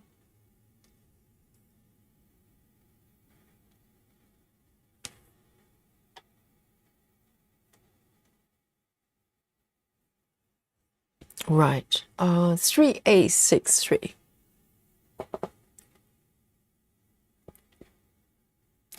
Michelle says, I made it to the mountain. You're climbing the mountain, Michelle? Are you mountaineering?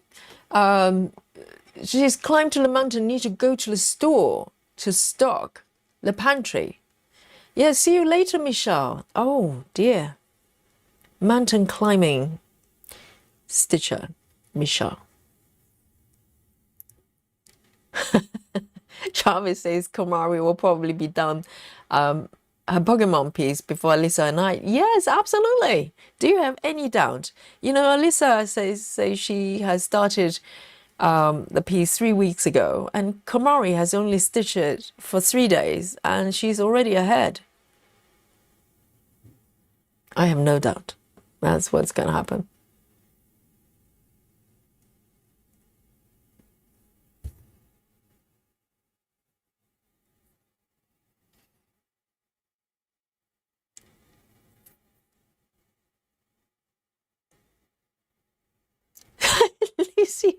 Lizzie. Lizzie says, I tend to fall asleep during Yogi's live. Now, Lizzie. I know, I have my suspicion, you know. I always thinking, well, as soon as I start the live stream, I go, hello, and everybody just start falling asleep, start snoring. So I'm just talking to chatbots. Yeah. It's all AI stitches.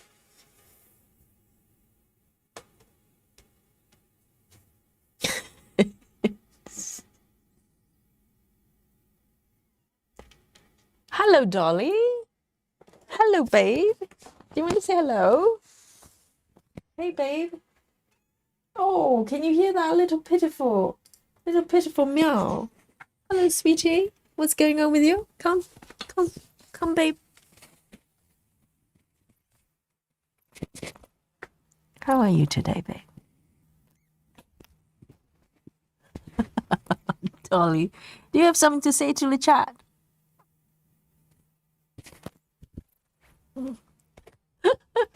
She's being rebellious again. Dolly, what's up? It was a pitiful meow. Seriously. She's not being very cooperative, okay? She purred for about 3 seconds. And she's like going, I'm going now.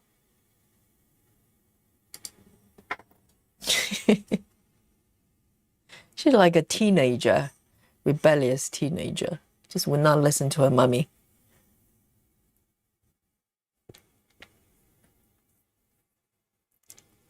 Elisa says, my Iska has yellow eyes like Dolly. So cute. Yeah, she's got golden eyes. Golden eyes. Dolly, right? Beautiful golden eyes.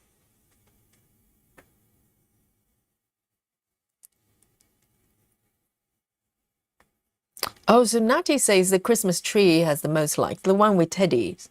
I can see that one happening as well. But I really like the first one. It's more subtle and it's more nostalgic.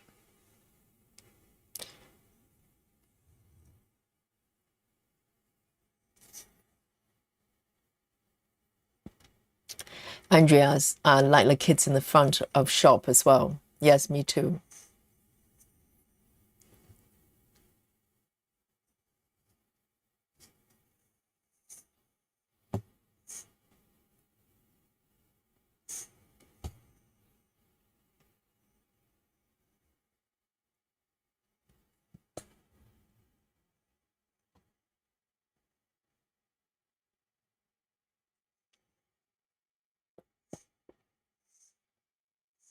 Ginny, Ginny says, I had a charred barbecue sauce all over my arm. Charred barbecue sauce all over your arm? It's not hot, is it? And didn't know till you started feeling sticky. What have you been doing, Ginny? Why are you playing with the barbecue sauce? Are you doing barbecue?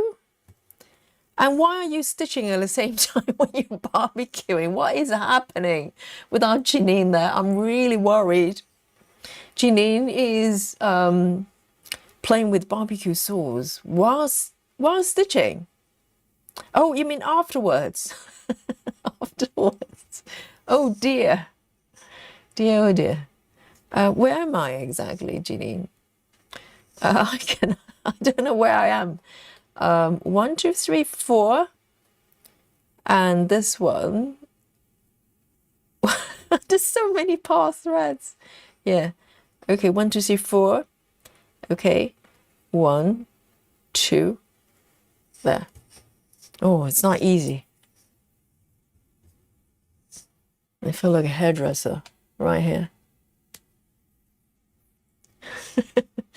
I get it, Janine. So you've been doing with something. You've been playing with barbecue sauce. I don't know what you've been doing, and then you've got some on your arms. Why would barbecue sauce end up in on your arms? I'm really worried. And then you come in stitching. I get it. I have to do a little bit of detective work. When a crime happens, right? True crime fans, when a crime happens, you hear the detectives. They normally work backwards. They look at a crime scene and they go, how did we get here, right? Janine. And now I know. Janine was doing something with the barbecue sauce. Sola says, ASMR historian is not boring. Also, his voice is pure heaven to listen to. Sends me right off to the land of nods. Yes, I bet. Oh, so ASMR historian is actually a channel name, is it? So it's not just random historian.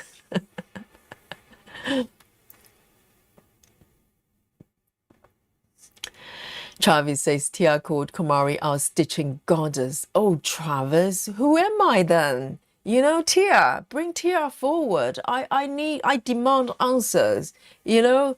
And Yogi's been here every day, and Tia is calling Kumari a goddess. What am I? Lady in waiting, right?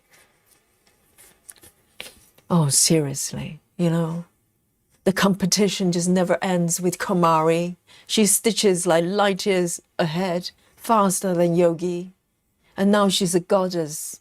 What am I? I mean, identity crisis is happening live here on Yogi Stream.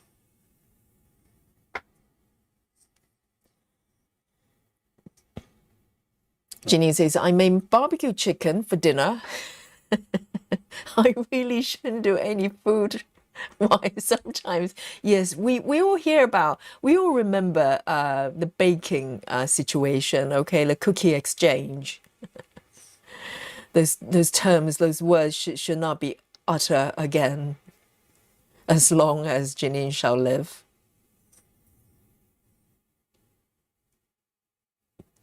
We all know what happened to those cookies.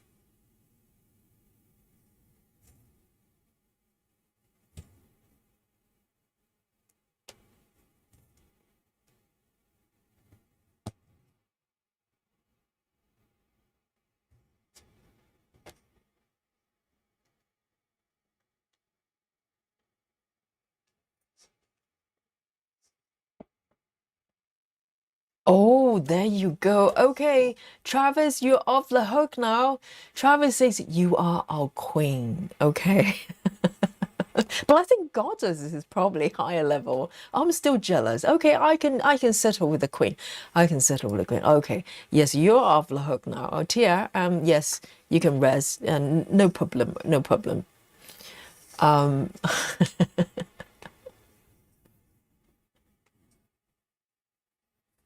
I know it's not easy, is it?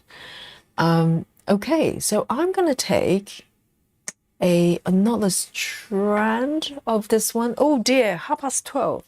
Let's have a look. Let me make the next selection. My last one. There you go. Time flies. Time flies. When we're stitching. Let's have a look. Well, what should I go for? I think this one looks quite appetizing.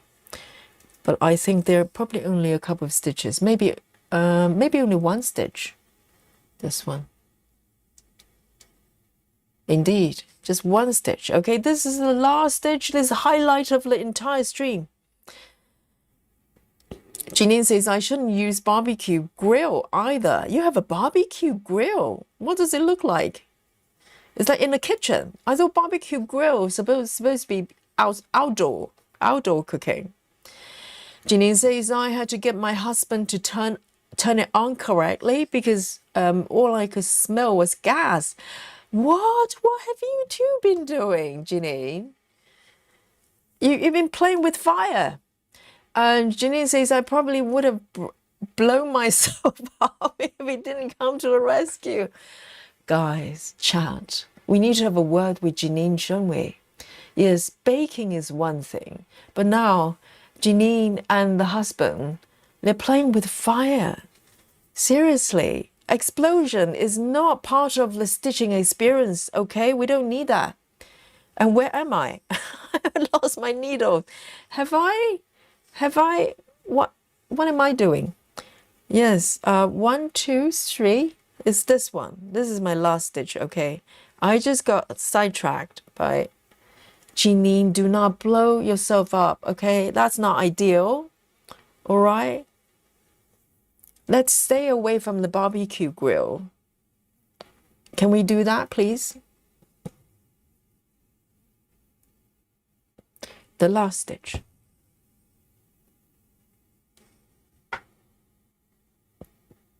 Travis, which makes me a jester.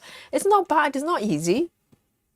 You know, jesters, they're a performing artist, not performing monkey. That's not what it is. They have to be witty, don't they? They have to be comedians.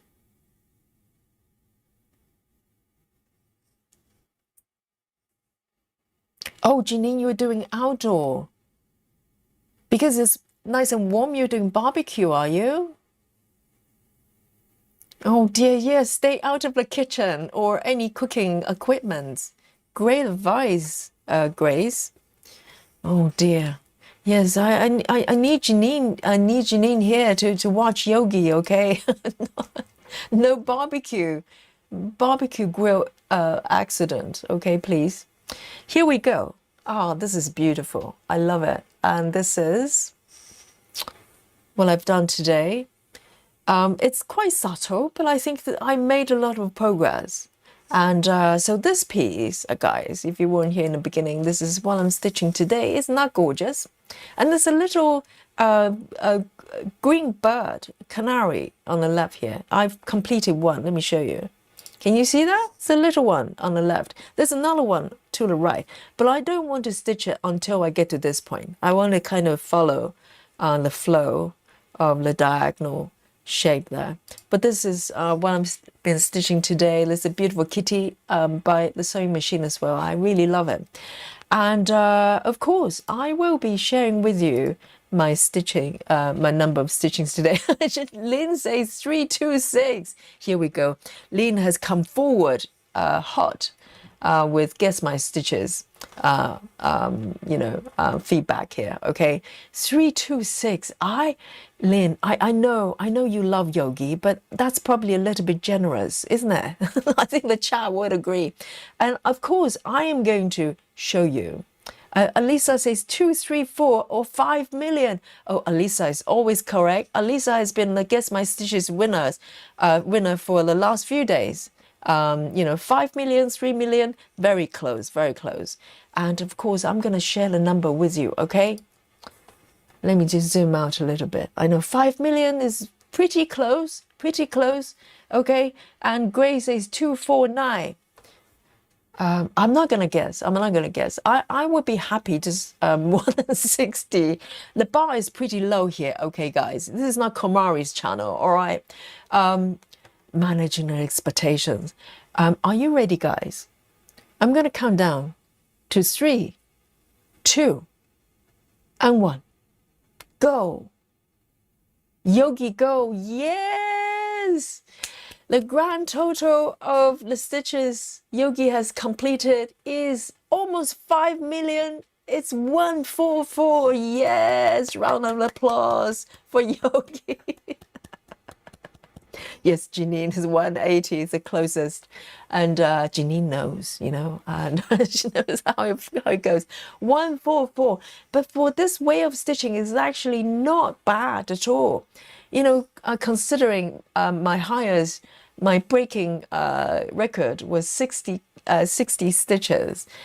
So 144 is definitely, no small feat. And percentage-wise, I've gone over 4.5%. Very good. I'm very, very happy. Very, very happy. So round of applause for Yogi and to you as well. You've all done really well. And today is Thursday and tomorrow is Friday. Okay, so hopefully at some point I will move my Friday evening classes during the week. Maybe to daytime. I think at this point I prefer sort of teaching during the daytime and keep stitching during the day and stitching with you in the evening. So I'll give you an update on how it goes. So tomorrow, Friday, I have classes. Okay, you know it by now. And so I won't see you tomorrow. But on Saturday, I will confirm. Okay, I think we can do a members hangout for Saturday, all right, before our Amy Sao later on Saturday.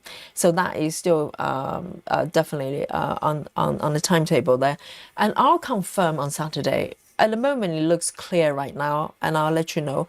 It'll be nice to do a little bit of a side quest, isn't it? So on Saturday, So until then, I'll update you on Facebook to let you know if we have a members hangout as well. But otherwise, either way, we're meeting on Saturday for Amy Stewart Sao. So until then, look after yourself. No barbecue incidents, okay? No names, Janine, all right? And keep yourself safe. And no stains on your fabric. Okay, I can really talk, can't I? So until Saturday, I'm from a sleepy London town, and Yogi is going to sign out and take care of yourself. See you on Saturday. Nine, I love you all. Love you all. Bye bye.